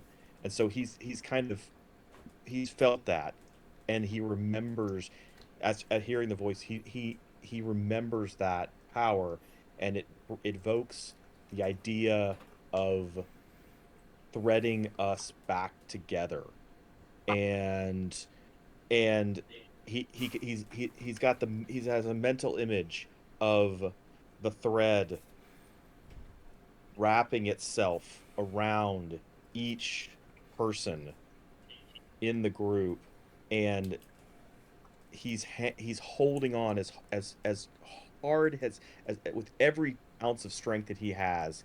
He is holding on to the ends of this thread, basically just concentrating on the ladies and that power that he remembers, and like just threading through the whole group and tying the group together. All of you hear Vampire. What is this? What is happening? The three ladies appear, fully formed, in front of each of you. Ready yourselves, for he is not defeated. We will aid you where we can, but this is up to you. All of you appear back in the room where Vampire was.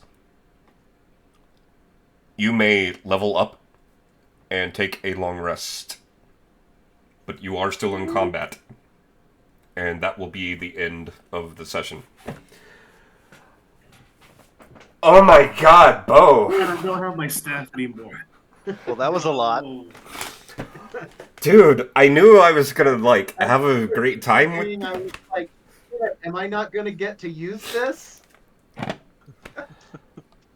Oh shit, no, it man! was 100% not my intention to TPK us. but, No, like, it worked out great. I actually needed you to do that because I didn't want that combat to go on forever because I knew how it was gonna end. But, holy fuck, man, that was, fantastic. Lucky, I wish you were here, but I know you're gonna get to see this, so I'm gonna kill the recording now.